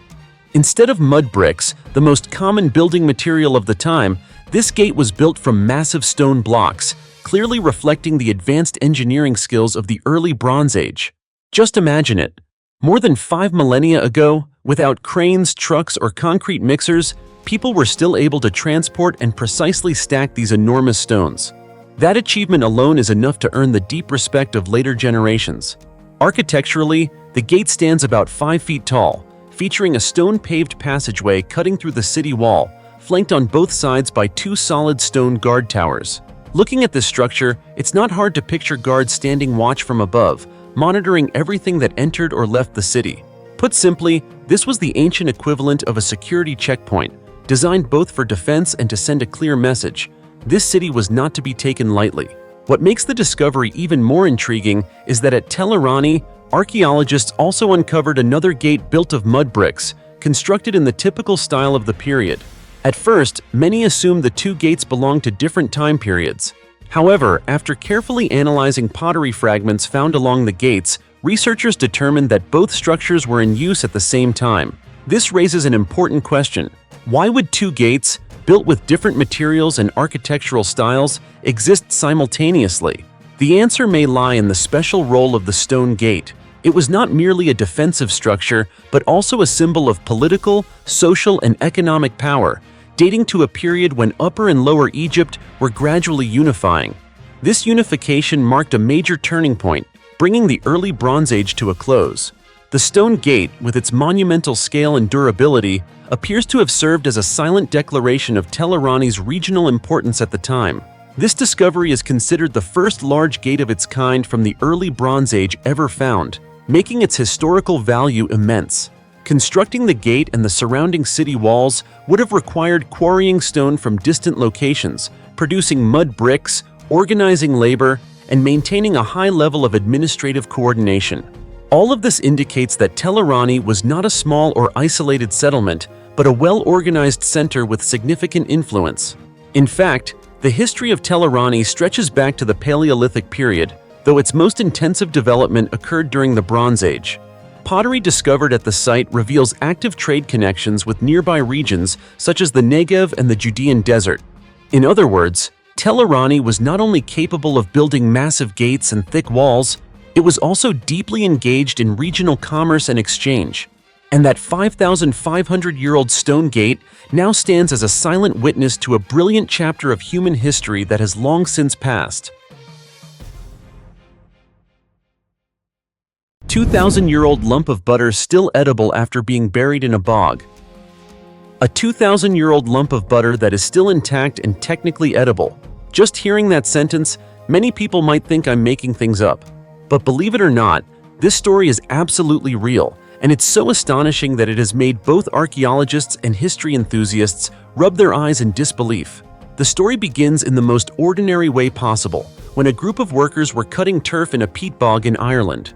No treasure, no gold or silver, yet what they unearthed added a surprising new layer to our understanding of history. Buried about 13 feet beneath the surface of the bog, near the town of Dracarath, roughly 50 miles north of Dublin, they discovered a massive lump of butter in an almost perfectly preserved condition. According to descriptions, the butter had a smell similar to that of aged cheese, a strong, pungent aroma that might sound overwhelming, but for true food lovers can evoke powerful memories. Experts quickly determined that the butter was around 2,000 years old. Yes, a full 2 millennia, far older than many structures we commonly describe as ancient. What astonished researchers was not just its age, but its remarkable state of preservation. According to specialists, the butter showed almost no signs of decomposition. Andy Halpin, an expert at the National Museum of Ireland, who was directly involved in analyzing and dating the find, explained that this was not butter buried for later consumption. In fact, dairy products buried in this way were never meant to be retrieved. The most widely supported theory is that the butter was deliberately buried in the bog as a ritual offering to the gods. What makes this even more intriguing is that the butter was not wrapped or placed in any container, which is normally the case when food is stored. This strongly suggests that the burial was ceremonial rather than an ancient version of food refrigeration. According to Halpin, in ancient belief systems, bogs were seen as extremely mysterious, difficult to access places imbued with spiritual significance. The bog where the butter was found lies at the intersection of 3 ancient kingdoms, functioning as a kind of liminal zone, not fully belonging to the human world. Put simply, it was the sort of place ancient people believed the gods might pass through, making it a fitting location for valuable offerings. This is not the first time archaeologists have discovered butter in Irish bogs. In the past, researchers have documented hundreds of similar butter deposits, some placed inside wooden containers and buried alongside swords, wooden objects, and decorative items that were still remarkably intact. However, this particular find stands out. It had no container, no protective wrapping, and yet it survived 2 full millennia exposed directly to the bog environment. The secret behind this extraordinary preservation lies in a type of moss called sphagnum, which is extremely common in Irish bogs. This moss grows over and envelops objects beneath it, creating a cool, oxygen-poor environment where bacteria can barely survive. As a result, the bog effectively acts as a highly efficient natural freezer, halting the process of decay. In theory, experts acknowledge that the butter could still be edible. In practice, however, they have been quick to offer a very clear warning. This is one mystery that no one should be brave or foolish enough to taste. After all, eating a 2,000-year-old piece of butter, even one preserved by nature itself, is an experience most people would probably rather admire from a distance. Wouldn't you agree? Special weapon from outer space. Archaeologists have recently discovered a metal arrowhead at the Morrigan archaeological site in Switzerland, and remarkably, it was made from a meteorite that came from outer space. Yes, you heard that right. And the story is even more fascinating than it sounds, revealing just how sophisticated our ancestors truly were. If we rewind the clock thousands of years, to a time when humans had not yet learned how to smelt iron from natural ores, archaeological records already show the presence of iron artifacts. However, this was not ordinary iron. It was iron of extraterrestrial origin. Not because aliens visited Earth and left their belongings behind, but because meteorites fell from the sky and inadvertently became a kind of free metal resource for prehistoric people. After all, When metal literally falls from the heavens, why not pick it up and put it to use? In fact, meteoritic iron was used by ancient civilizations in many parts of the world. Archaeologists have uncovered ritual swords, figurines, and jewelry made from this unusual metal in regions such as Turkey, Greece, Syria, Indonesia, China, and North Africa. Even more striking, in a burial site dating back about 6,000 years, researchers discovered an entire collection of meteoritic iron beads, a find that predates Egypt's Iron Age by roughly 2,000 years. It's hard not to admire how far ahead of their time these ancient people truly were. However, in Central and Western Europe, evidence of meteoritic iron use has long been surprisingly limited. For many years, scientists knew of only two meteorite-based artifacts in the region, a bracelet and an axe, both found in Poland. That is why the discovery of an additional artifact, an arrowhead believed to be made from meteoritic iron, immediately captured the attention of the scientific community. To determine the arrowhead's origin, researchers employed a wide range of modern technologies, including electron microscopy, X-ray imaging, and high-energy radiation analysis. The results showed that the arrowhead was made from an iron-nickel-aluminum alloy, a composition that is highly characteristic of meteoritic iron. These findings were then compared with known meteorite samples, and gradually, the mystery began to unfold. Interestingly, this arrowhead was not newly excavated. It was actually part of a collection of bronze arrowheads discovered at the Morrigan site more than 100 years ago, and it has been housed ever since in the Bern Historical Museum. Only with the advancement of modern scientific techniques were researchers able to re-examine the collection and realize that one of the arrowheads quite literally came from outer space. The Morrigan site itself is a late Bronze Age lakeside settlement that has long intrigued researchers, especially because a meteorite fall had occurred nearby. The Twanberg meteorite, consisting of 3 large fragments, is considered the largest meteorite ever found in Switzerland. Initially, scientists suspected that the arrowhead had been made from a small fragment of this meteorite. However, chemical analysis showed that the composition did not match, forcing researchers to broaden their search. The real surprise came when the nickel and germanium content of the Morrigan arrowhead turned out to closely match that of the Kallajärv meteorite in Estonia, a country along the Baltic Sea. This meteorite struck the Earth about 3,500 years ago, during the Bronze Age, and shattered into many small fragments. Such fragments would have been far easier for ancient people to collect and use than large meteorite masses buried deep underground. This discovery also reveals something deeply thought-provoking. There likely existed a prehistoric trade network spanning much of Europe, connecting regions as distant as Estonia and Switzerland. Through this network, ancient peoples exchanged amber as gemstones, flint for tool-making, and even meteoritic iron, a rare and valuable metal that literally fell from the sky. Researchers hope that future studies will uncover more such artifacts hidden within existing archaeological collections, helping to further expand our understanding of these astonishing space weapons crafted by prehistoric humans. And of course, for someone passionate about archaeological discoveries like myself, this story is nothing short of captivating. 4,000-year-old tomb reveals a secret that shook the world. On what seemed like an ordinary morning in the coastal town of Selji, where the waves of the North Sea gently wash against the southwestern coast of Norway, an unexpected archaeological excavation opened a gateway through time, transporting scientists nearly 4,000 years into the past. The discovery occurred when construction workers began digging the foundation for a new hotel and unexpectedly struck a stone tomb that had lain silently beneath the ground for millennia. Archaeologists were immediately called to the site, where they uncovered one of the best-preserved Neolithic tombs ever found in this region. The tomb has a distinctive structure, built entirely of stone, measuring approximately 10 feet long, 5 feet wide, and nearly 3.3 feet high. Inside, it is divided into 2 chambers, suggesting a carefully organized and deliberately designed final resting place. Initial analysis revealed the remains of at least 5 individuals, including an elderly man suffering from arthritis, a young woman, and 2 small children. Notably, 2 of the skeletons had been moved aside, as if to make room for later burials. Strong evidence that the tomb was used multiple times and may have held family or ritual significance. Radiocarbon dating indicates that the tomb was constructed between 2140 and 2000 BCE, a period when this region was transitioning from a hunter-gatherer society to early agriculture. This interpretation was reinforced by nearby discoveries, including the remains of prehistoric houses, animal bones, small seashells, and most notably, a stone tool shaped like a sickle, which may have been used for harvesting grain.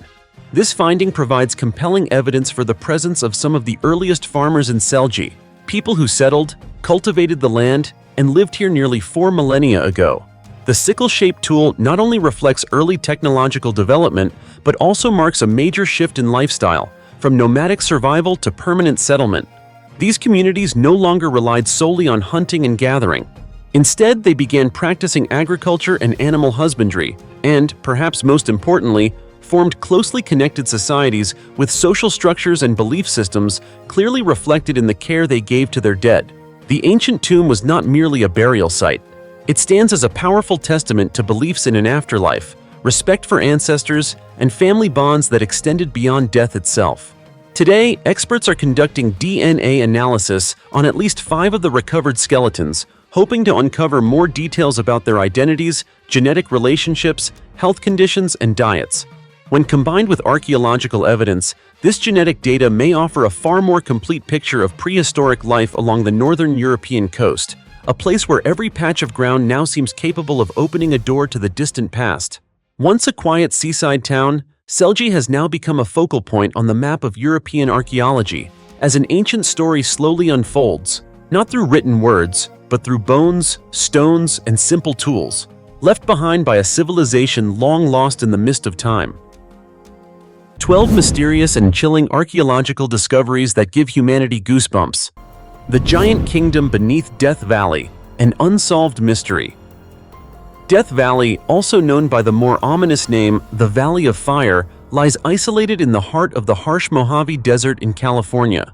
This is the place where a record-breaking temperature of 136 degrees Fahrenheit was recorded in the summer of 1913, enough to make humanity feel just how small and fragile it truly is in the face of nature. Yet paradoxically, during the gold rush of 1849, despite thousands of people flooding into the area with dreams of changing their lives, official records show that there was only one recorded death, a land known for death, yet one that did not kill as many people as expected.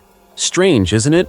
As you may know, for more than 1,000 years, only the Timbisha tribe, resilient and enduring Native Americans, managed to live in and adapt to this unforgiving land. And it is from this seemingly barren place that countless strange stories began to circulate, as if the valley had never truly revealed all of its secrets. These rumors reached their peak in the summer of 1947, a time when the world was buzzing with reports of flying saucers and extraterrestrials. Against that backdrop, a story even stranger than any UFO tale emerged. In early August of that year, Howard E. Hill, a man from Los Angeles, stood before the city's transportation club and recounted a shocking discovery that he insisted was real. According to Hill, the story originated with Dr. F. Bruce Russell, a retired physician from Cincinnati, Ohio. In 1931, during an expedition, Russell and his colleague, Dr. Daniel S. Bovee, who had previously worked with him on archaeological projects in Mexico, reportedly discovered a complex tunnel system deep beneath Death Valley. Caves themselves are not uncommon, but what lay inside this system was truly chilling. Hill recalled that inside these caves, Russell and Bovee saw giant human skeletons, nearly 10 feet tall, with limbs measuring up to about 6.5 feet in length. Even more unsettling, these giants appeared to have once worn clothing, moderately long coats and loose trousers extending nearly to the knees. The material resembled gray-dyed sheepskin, yet it did not match any animal known to humanity. As they ventured deeper underground, the explorers felt as though they were entering an ancient sanctuary. The space was vast, laid out like a ceremonial hall, filled with objects decorated with strange symbols believed to resemble Masonic imagery. And scattered across the floor of this grand chamber were the skeletons of saber-toothed tigers and ancient mammoths, as if this place had once been the center of a world that vanished long ago. According to Hill's account, this underground kingdom consisted of far more than just a few isolated tunnels. It was estimated to include at least 32 tunnels, stretching across roughly 180 miles, covering the entirety of Death Valley and extending into southern Nevada. As for its age, although no official scientific documentation exists, Russell believed these skeletons could date back 80,000 years, or possibly even earlier. Naturally, once the story spread, local media quickly quoted unnamed archaeologists who mocked it, dismissing the tale as nothing more than a late April Fool's joke. Yet what puzzled many people was the fact that no experts ever truly stepped forward to investigate or refute the claims with concrete evidence. In the end, only Hill continued to speak on Russell's behalf until the story abruptly fell silent. Stranger still, Hill, Russell, and Bovey all disappeared one after another, as if they had faded into the darkness, or perhaps remained forever within those ancient tunnels. The mystery remains there, beneath the scorching sands of Death Valley, waiting for a clear and convincing explanation. But to this day, the silence of the archaeological community has left this story as a massive unanswered question, suspended between legend and reality. 140,000-year-old city, hidden beneath the ocean floor. Hidden deep beneath the ocean floor, among layers of mud and sand in the Madura Strait, the body of water connecting the Indonesian islands of Java and Madura, scientists have recently unveiled a stunning discovery: the remains of an ancient city. This site may represent the earliest physical evidence of a lost world in human history. What has shocked the global archaeological and scientific communities even more is the discovery of a Homo erectus skull, an ancient ancestor of modern humans, alongside more than 6,000 prehistoric animal fossils. These clues may be the key to unlocking the mysterious past of Sundaland, an ancient landmass that once existed beneath the ocean and may have been a thriving habitat for both humans and wild animals. Imagine a vast lowland plain connecting what are now regions of Southeast Asia, filled with rivers, dense forests, and lush green valleys. Picture herds of ancient elephants, stegodon, standing nearly 13 feet tall and weighing over 11 tons, wandering calmly across open grasslands. Now imagine early Homo erectus humans using stone tools to hunt deer, Komodo dragons, and wild water buffalo within a vibrant ecosystem, all of which now lies submerged beneath the ocean. What makes this discovery especially remarkable is that some of the animal bones bear clear-cut marks, not the result of natural decay, but of deliberate human action. This provides vivid evidence that our ancestors already knew how to use tools to hunt and process food, proving that they were not merely upright walking beings, but skilled survival strategists hundreds of thousands of years ago. These precious traces were not uncovered through large-scale archaeological excavations. Instead, they were discovered by chance in 2011 by marine sand miners. Inadvertently, they brought history back into the light, lifting the distant past from the ocean floor with heavy buckets of sand. Only years later did scientists begin conducting detailed analyses and determine the age of these fossils. Approximately 162,000 to 119,000 years old, dating to the late Middle Pleistocene, a time when Earth was still struggling through intense ice ages and dramatic climate change. Harold Berghuis, an archaeologist from Leiden University, described this period as one marked by high morphological diversity and mobility among hominin populations.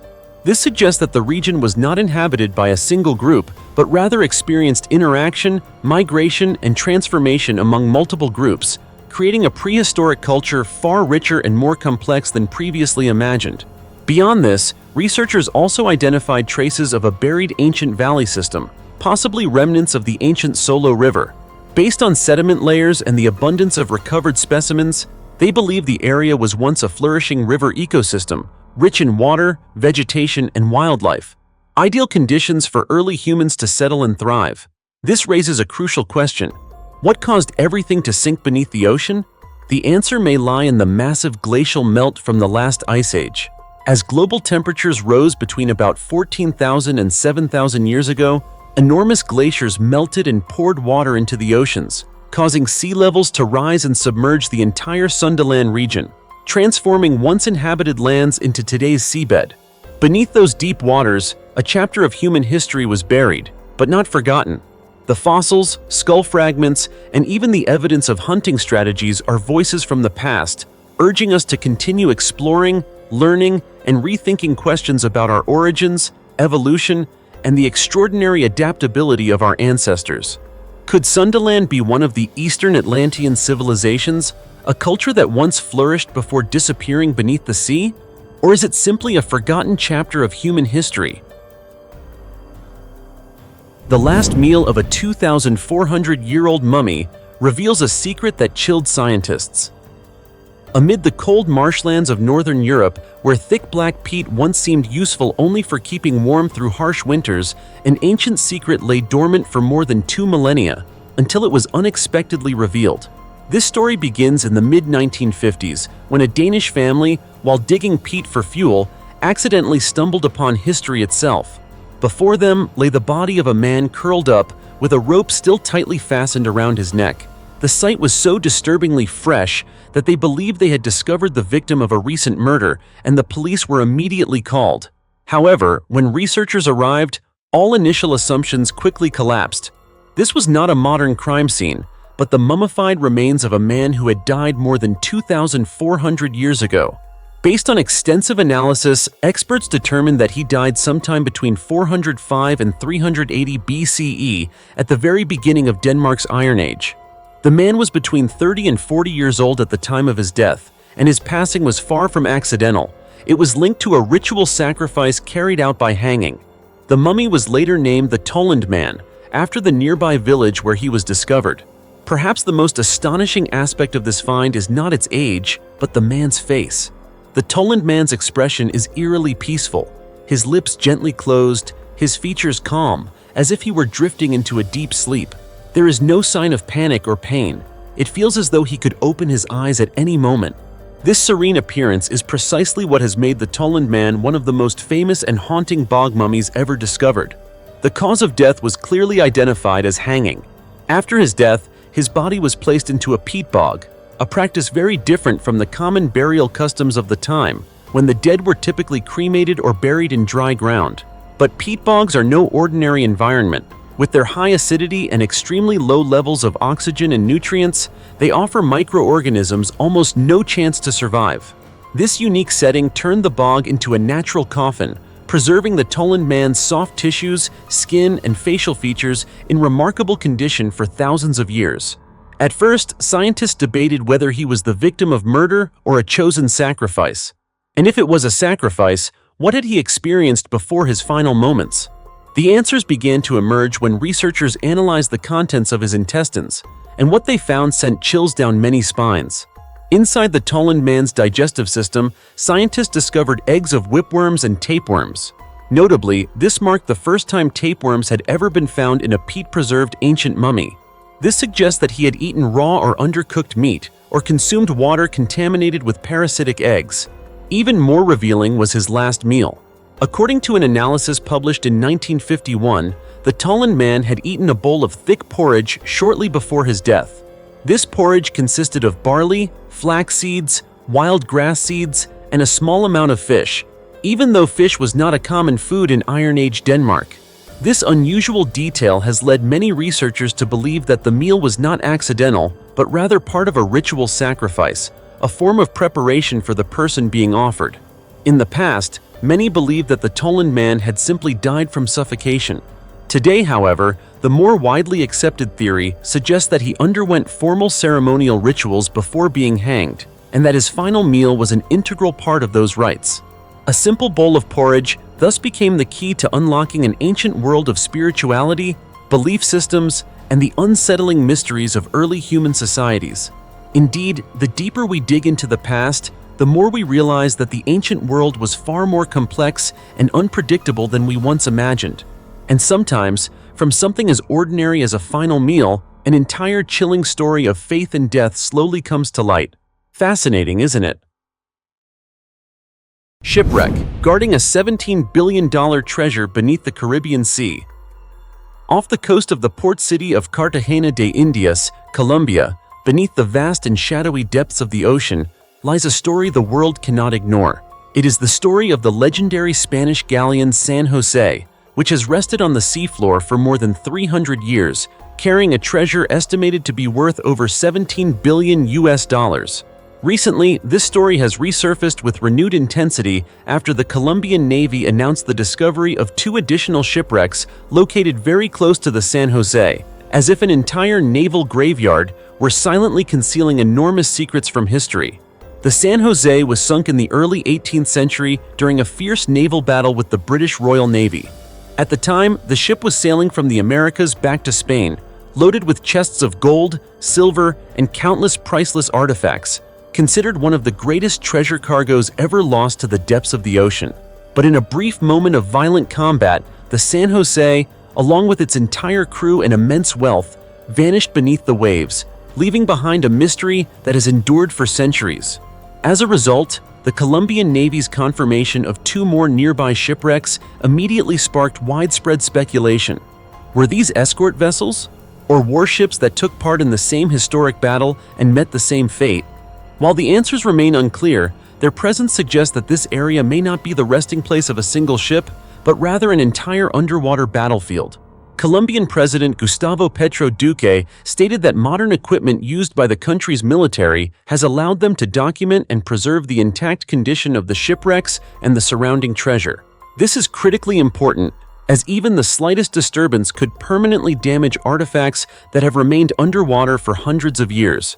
The data collected is not only valuable for historical research, but may also open the door to future recovery and public exhibition.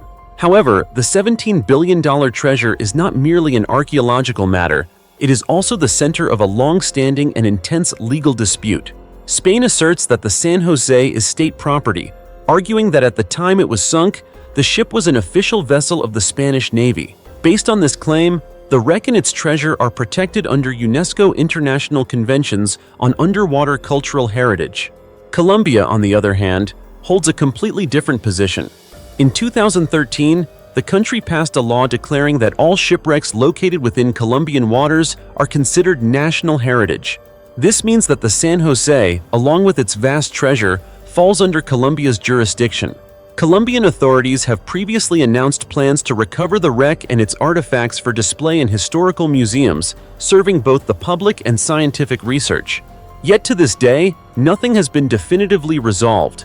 Salvage plans remain on paper, legal disputes continue without conclusion, and the shipwrecks themselves still lie silently on the ocean floor. The discovery of 2 additional wrecks only complicates matters further, as each ship may carry new evidence, or even undiscovered treasures never recorded in history books. This raises the ultimate question: who will the $17 billion treasure ultimately belong to? Or will it all remain beneath the ocean, serving as a reminder that some parts of history cannot be easily recovered, even with modern technology? Which side do you lean toward? Leave your thoughts in the comments below this video, and let's discuss. 11,000-year-old village that rewrites the history of North America. On the ancestral lands of the Cree people, one of the oldest indigenous nations in North America, specifically at Asawananik, within the territory of Sturgeon Lake First Nation in Saskatchewan, central Canada, archaeologists have recently uncovered the remains of an ancient village dating back as far as 11,000 years. This discovery has the potential to overturn current understanding of the origins and development of indigenous civilizations in North America. Previously, it was widely believed that the ancestors of North America's indigenous peoples lived primarily as nomads, moving with animal herds and seasonal hunting patterns. However, the existence of this ancient village, a stable, well-organized settlement, directly challenges that long-held assumption. Amateur archaeologist Dave Rondeau was the first to notice initial signs of the village in 2023 when he observed unusual features exposed along an eroded riverbank. From that moment, a journey of passionate and persistent excavation began. Under the leadership of Dr. Glenn Stewart from the University of Saskatchewan, the excavation team gradually peeled back layers of ancient soil and stone, uncovering a rich collection of artifacts. These included finely crafted stone tools, massive fire pits, and most notably, the bones of Bison antiquus, a species that went extinct thousands of years ago. One of the largest fire pits at the site showed clear evidence of long-term habitation or repeated use across multiple generations. This strongly confirms that the area was once a permanent settlement rather than a temporary hunting camp, as prehistoric North American communities are often assumed to have been. Radiocarbon dating of charcoal taken from one of the fire pits revealed an age of approximately 10,700 years, placing it just after the end of the last ice age. This was a period when climate conditions began to stabilize, land became more fertile, and environments could support agriculture, allowing humans to establish their earliest permanent villages. This means that indigenous peoples in North America were living in settled communities far earlier than previously believed, with social organization and cultural complexity far greater than once imagined. The ancient village at Asawananik serves as a gateway to the past, revealing that the Cree and other indigenous communities possessed advanced survival systems, social structures, and deep ecological knowledge from a very early period. The site is currently being carefully protected and studied by the Asawananik Council of the Sturgeon Lake First Nation, which includes chiefs, elders, and scientists. However, the very river that revealed this hidden history also poses its greatest threat. Due to ongoing natural erosion, many critical parts of the village are at risk of being washed away forever if preservation efforts are not implemented in time. With every stone turned and every soil sample analyzed, the ancient history of North America is being rewritten once again. The 11,000-year-old village at Asawananik is not merely an archaeological discovery. It is the voice of the ancestors, a reminder of a civilization that once thrived amid the wilderness, and powerful proof that indigenous peoples were pioneers of adaptation and development under some of the harshest conditions in human history. 113 ancient graves reveal the secrets of a lost people in the Caribbean. A seemingly ordinary housing development project in the Guadeloupe archipelago in the southeastern Caribbean was unexpectedly brought to a halt. The reason was neither a lack of funding nor a land dispute, but the sudden appearance of numerous ancient graves just beneath what had appeared to be lifeless soil. Little by little, a past buried for thousands of years began to surface on its own, carrying precious clues about a mysterious people nearly forgotten by history. Concerned that the land might contain ancient remains, local authorities invited the National Institute for Archaeological Research and Preservation to investigate. What followed left everyone stunned. A total of 113 ancient graves, nearly intact, were unearthed. These burials date from the 11th to the 13th centuries CE, meaning they are more than 1,000 years old. Each grave contained the remains of either an adult or a child, all placed in a tightly curled position, as if embracing themselves in an endless sleep. The graves were identified as belonging to the Taino people, a branch of the ancient Arawak culture. Unlike many Arawak groups who lived on the mainland of South America, the Taino chose the Caribbean islands as their home. They were once the primary indigenous inhabitants of the region, with distinct ways of life, belief systems, and artistic traditions. Yet their history is marked by upheaval and tragedy. Around the late 14th century, the Taino began to be invaded by the Carib people, who were believed to be more aggressive and warlike. Some surviving Taino merged with the Carib in an effort to maintain their fragile existence. But the turmoil did not end there. Roughly 100 years later, Spanish colonizers arrived, nearly wiping out the remaining indigenous communities on these islands. This layered history of invasion and loss gradually erased the Taino from historical records, turning them into a faint and mysterious name. The situation was further complicated by the highly acidic volcanic soil of Guadeloupe, which is capable of dissolving bones and artifacts over time. As a result, for centuries, Taino burial sites left almost no trace, making archaeological research extremely difficult. That is precisely why the discovery of such a remarkably well-preserved burial ground is both rare and invaluable. Researchers believe the site remained intact because the soil composition in this area is somewhat different, less acidic than the surrounding regions, allowing the skeletal remains and grave structures to survive. This preservation offers a major opportunity for scientists to study the daily life, health, burial rituals, and even the social structure of the ancient Taino.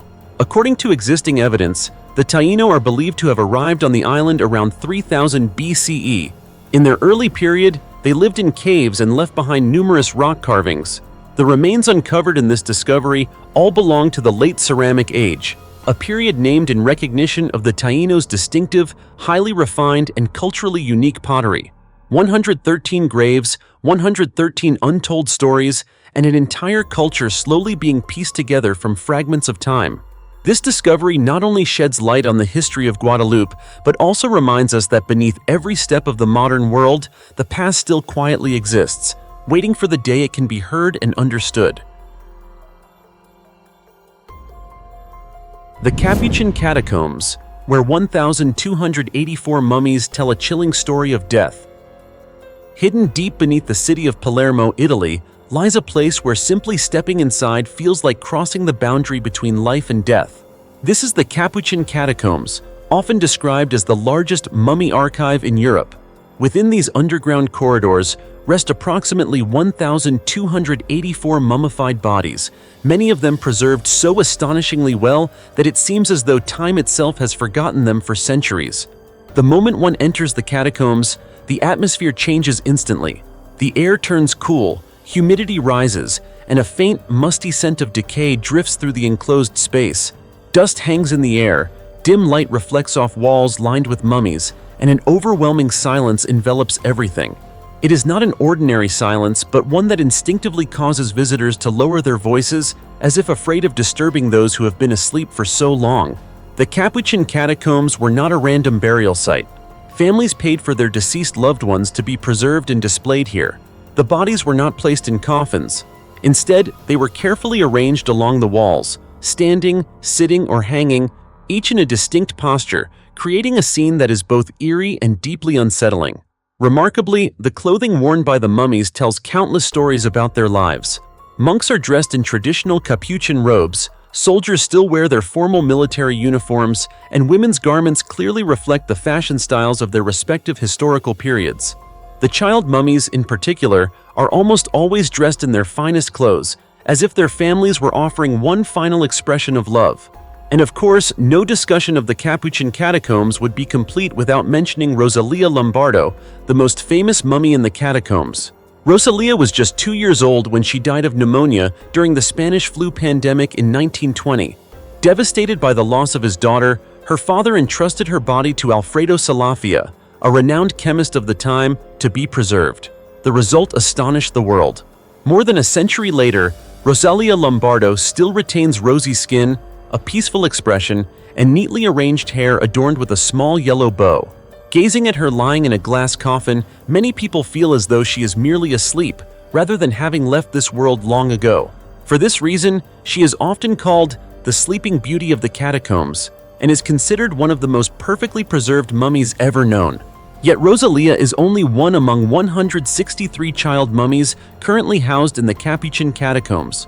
Tragically, most of these children have little to no recorded information regarding their identities or causes of death. Their stories have been erased by time, leaving behind haunting questions that continue to trouble researchers. Dr. Kirsty Squires from Staffordshire University is currently leading a 2-year research project using X-ray imaging technology to examine the child mummies. The goal is to determine their health conditions, causes of death, and the embalming methods used. According to Dr. Squires, most of these children came from middle-class families of the time, which makes the large number of child deaths even more puzzling. Ultimately, the Capuchin Catacombs are far more than a display of preserved bodies. They are a chronicle written in flesh and bone, documenting how humans have confronted death across centuries.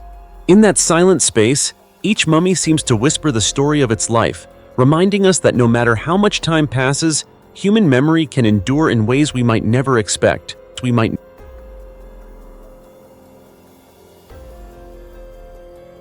5,000-year-old giant stone wheel on the plateau.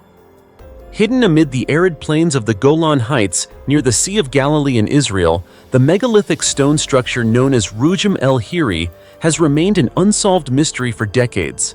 Built from massive stone blocks, the structure is often described as a giant stone wheel, consisting of at least 5 concentric circles surrounding a central stone mound. Even its name reflects its enigmatic nature. In Arabic, Rujum el-Hiri means the cairn of the wildcat, while in Hebrew it is called Gigal Rephaim, or the Wheel of the Giants, a name linked to biblical legends of the giant Rephaim people. The structure is estimated to be around 5,000 years old, built during the early Bronze Age, approximately 3,000 to 2,700 BCE. Notably, it dates to the same period as the famous Stonehenge in England, further fueling scientific curiosity about its purpose and the people who constructed it. Rujum el-Hiri was built using an estimated 40,000 tons of black basalt stone, forming enormous circular walls with diameters of more than 500 feet and heights ranging from about 3 to 8 feet. These stone rings are not fully continuous. Instead, they are connected by short walls that create a spoke-like pattern, reinforcing the impression of a massive stone wheel.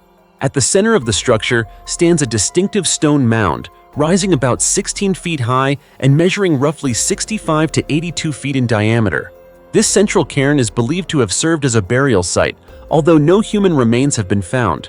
One theory suggests that instead of direct burial, the bodies may have been exposed to birds or wild animals, with the remaining bones later collected and placed in containers. Although few artifacts have been discovered, researchers believe that jewelry and weapons were once stored within this mound. Another prominent theory proposes that Rujum El Hiri was built for astronomical purposes. During the summer solstice in June and the winter solstice in December, the rising sun aligns precisely with openings in the stone structure. This alignment suggests the site may have played an important role in astronomical rituals or sun worship ceremonies. Mysterious skeleton at the Plain of Jars in Laos. The Plain of Jars, one of the most famous archaeological sites in Laos, has long attracted the attention of researchers and historians. Thousands of massive stone jars, measuring about 3 to nearly 10 feet tall, are scattered across the Xiangkuang Plateau, creating a haunting and mysterious picture of an ancient civilization. For decades, archaeologists have tried to uncover the purpose of these stone jars, but with little success.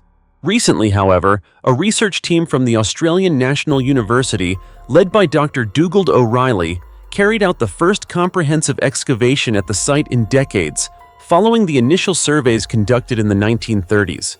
Their latest discoveries have shed new light on this long-standing mystery. In the 1930s, French archaeologist Madeleine Kalani, who first documented the Plain of Jars, proposed that the area was used as a prehistoric burial ground. She suggested that the stone jars served as containers for cremated human remains, and that each location, ranging from 1 to as many as 400 jars, held traces of an ancient culture. The recent findings by Dr. O'Reilly's team strongly support Kalani's hypothesis. During excavations at one of the 90 known jar sites, researchers uncovered multiple human skeletons dating back as far as 2,500 years. This discovery not only confirms that the Plain of Jars played a significant role in funerary rituals, but also opens new opportunities for archaeologists to better understand ancient burial practices in Southeast Asia. The research team also identified 3 distinct burial types at the site. One involved pits filled with human bones, covered by large limestone slabs. Another consisted of skeletal remains buried inside ceramic jars. Most notably, for the first time, researchers discovered a complete skeleton buried in a grave. These findings are extremely important, providing valuable data that helps clarify how ancient people in the region treated their dead. As researcher Leah Genovese noted, these discoveries may mark the beginning of a new era in unraveling the mysteries of the Plain of Jars. However, while the skeletons clearly confirm that the site functioned as a cemetery, the exact purpose of the stone jars themselves remains unresolved. The stone jars, especially the heaviest one, carved from sandstone and weighing approximately 35 short tons, still defy clear explanation. One hypothesis proposed by Dr. O'Reilly suggests that the jars may have been used during the decomposition process of the dead, after which the bones were buried nearby. Although this theory requires further verification, it opens a promising new direction for research and may help archaeologists better understand the beliefs and rituals of the ancient communities who once lived here.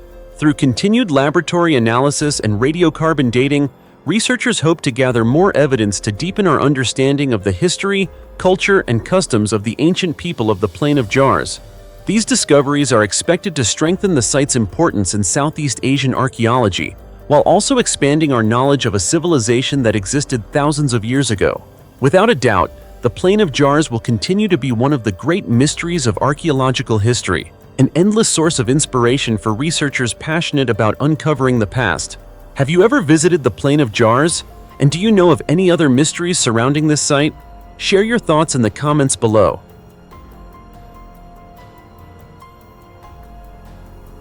"215 children's remains found beneath a residential school in Canada." On May 28th, Canadian Prime Minister Justin Trudeau shared news that shocked and deeply saddened the entire nation. The remains of 215 children were discovered on the grounds of the Kamloops Indian Residential School in the province of British Columbia. These children were former students of the school, an educational institution that operated for decades before closing in 1978. On Twitter, Prime Minister Trudeau expressed his grief, stating, "This news is heartbreaking. It is a painful reminder of a dark and shameful chapter in our country's history." The discovery was made using ground-penetrating radar technology, which allowed experts to identify soil disturbances containing human remains that were not visible to the naked eye. The Kamloops Ta Sekwepemc First Nation, which has a close historical connection to the Kamloops School, stated that this was an unimaginable loss. Although rumors had existed for years, the deaths had never been clearly documented until now. Even more tragically, this is not the first time Canada has been forced to confront the painful legacy of its Indigenous residential school system. In 2015, a 6-year national investigation concluded that the system, which forcibly separated many Indigenous children from their families and communities, amounted to a crime of cultural genocide. According to the investigation's report, more than 4,100 children died while attending residential schools. However, the investigation did not include the deaths of the 215 children at Kamloops, further intensifying grief and anger within Indigenous communities and across Canadian society as a whole. This discovery once again highlights the deep and lasting trauma endured by Indigenous peoples over many decades. Although the Canadian government formally apologized for the residential school system in 2008, this new finding shows that the pain and loss suffered by Indigenous families have yet to be fully addressed. The Kamloops Ta Sekwepemc First Nation has stated that it is now working closely with investigators and reaching out to families whose children once attended the Kamloops school. They plan to gather information and release preliminary findings in the near future. These efforts not only help shed light on a dark chapter in Canada's history, but also represent an opportunity for Indigenous communities to seek truth and justice for the children who were lost. The pain cannot be erased, but this marks an important step forward in the long journey toward healing, accountability, and reparations for the suffering endured over generations. The Lake of Human Bones, holding hundreds of remains at an elevation of over 16,400 feet. Amid the majestic Himalayas of India, where snow blankets the landscape year-round and the air is so thin that even breathing can leave people exhausted, there exists a small lake with a story chilling enough to send shivers down anyone's spine. This is Rupkund Lake, located at an elevation of over 16,400 feet above sea level, on the slopes of Mount Trisul, one of the highest peaks in the Indian state of Uttarakhand. From a distance, the lake appears calm and peaceful, but when the ice melts, a horrifying sight is revealed. Hundreds of human skeletons scattered around the lake and lying beneath its waters. Rupkund Lake first drew attention in 1942 when a British patrol officer accidentally discovered the skeletal remains while on-sighting on duty. At first, the bones were suspected to belong to Japanese soldiers who may have died during World War II. However, after the war ended, that theory was quickly dismissed. As further investigations were carried out, the number of recorded skeletons continued to rise, eventually reaching between 600 and 800 remains, turning Rupkund into one of the greatest archaeological mysteries of the Himalayas. For more than half a century, scientists have been asking the same questions. Who were these people? When did they die? And why did so many of them perish at the same remote and hostile mountain lake? One of the oldest theories suggests that the skeletons belong to the entourage of an Indian king, including the queen and their attendants, who were caught in a devastating snowstorm approximately 870 years ago. The storm is believed to have struck suddenly at high altitude, leaving the entire group with no chance of survival. However, not everyone agrees with this explanation. Some researchers argue that the remains may belong to Indian soldiers involved in an invasion of Tibet in 1841. After suffering defeat, more than 70 soldiers reportedly attempted to retreat through the treacherous Himalayan terrain and died during the journey. Another hypothesis proposes that Rupkund Lake once served as a mass burial site for victims of an ancient epidemic, with bodies being transported to the high mountains to prevent the spread of disease. The mystery deepened even further with modern scientific research. A team of scientists conducted genetic analysis and radiocarbon dating on 38 skeletons, including 15 women. The results revealed that while some individuals died around 1,200 years ago, they did not belong to a single population. Genetically, the individuals were highly diverse, indicating that they came from different communities. Even more striking, their times of death did not coincide, but instead were separated by as much as nearly 1,000 years. According to Iadawan Harney, a doctoral researcher at Harvard University, these findings make one thing clear. The deaths at Rupkund Lake cannot be explained by a single catastrophic event. This is not the story of one group meeting a tragic end at the same moment, but rather a series of tragedies unfolding over many centuries, for reasons that remain unknown to this day. So what really happened at Rupkund Lake? Why did people from different regions, across hundreds of years, all meet their end at the same harsh and isolated location? So far, no single theory has been able to fully explain this mystery. And so, that small lake high in the Himalayas remains silent beneath the snow and ice, like a mute witness to history, holding tightly to answers that modern humanity continues to search for. Perhaps it will still be a very long time before the secret of this lake of human bones is finally revealed. Do you think so? Remains of a 13-ton ancient superbeast brought down by early humans. Recently, archaeologists in Israel once again shocked the scientific community after unearthing a massive tusk measuring about 8.2 feet long, belonging to a gigantic ancient creature, a true superbeast that lived approximately 500,000 years ago. Although this species went extinct hundreds of thousands of years ago, the discovery is forcing scientists to rethink the relationship between ancient animals that once roamed the earth and the species that still exist today. This enormous tusk is not only a valuable fossil remain, but also opens a new chapter in our understanding of animal evolution. According to Sci News, the tusk belonged to an extinct species known as the straight-tusked elephant. This animal disappeared around 400,000 years ago, yet it is considered a close ancestor of modern elephants. The sheer size of the straight-tusked elephant would make even today's largest African elephants appear modest by comparison. This prehistoric giant stood up to about 13 feet tall, weighed roughly 13 metric tons, about 14 US tons, and possessed tusks that could reach over 8 feet in length.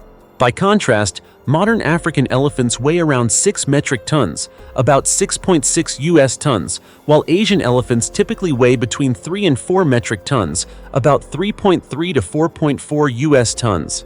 By any measure, the straight-tusked elephant was truly a super beast. Despite surviving for hundreds of thousands of years underground, the tusk must now be handled with extreme care. Archaeologists explain that it can easily deteriorate when exposed to air and light. Paleontologists are treating the specimen like a priceless treasure, as improper preservation could cause it to crumble in a very short time. This is precisely why excavating and studying fossil remains is both extraordinarily challenging and deeply fascinating. The story behind this discovery becomes even more intriguing when researchers revealed that the tusk was not an isolated find. Early studies suggest that straight-tusked elephants inhabited this region as early as 800,000 years ago, and mysteriously went extinct around 400,000 years ago. The tusk itself has been dated to approximately 500,000 years old, making it the largest complete fossilized tusk ever found in Israel and the entire Near East. Dr. Ilanit Milevsky, who leads the research team from the Israel Antiquities Authority, IAA, and Tel Aviv University, explained that earlier excavations at the same site had uncovered additional remains of these massive creatures, including parts of the skull, ribs, and teeth, alongside ancient human tools such as hand axes and chopping implements. These findings led scientists to propose that early humans, possibly not yet members of the genus Homo, may have hunted and killed straight-tusked elephants and other megafauna. What makes this discovery especially compelling is that it does more than reveal facts about the distant past. It provides vivid evidence of the interaction between early humans and the animal world in prehistoric times. The excavation site itself may represent an untapped archaeological treasure, holding crucial information about giant creatures that lived long before modern humans appeared. With discoveries like this continuing to emerge, it is clear that the Earth still holds countless secrets waiting to be uncovered. The unearthing of this massive tusk is not merely about an extinct giant. It serves as a bridge between the past and the present, helping us better understand animal evolution and the rise of humanity. The ancient world remains full of mysteries, and each excavation adds a new piece to the extraordinary historical puzzle of our planet. As you can see, when the final layers of Earth are stripped away, what emerges is not just bones or ancient artifacts, but stories that have never been fully told. Every archaeological discovery serves as a reminder that the past has never truly disappeared. It is only waiting to be awakened. Some mysteries leave us shaken, while some truths force us into silent reflection. And this journey of discovery is certainly not over yet. If you believe you are brave enough, continue walking this path with us, because what still lies beneath the ground may be far more terrifying than you imagine. So don't forget to subscribe to the channel and turn on notifications. For now, goodbye, and see you again soon.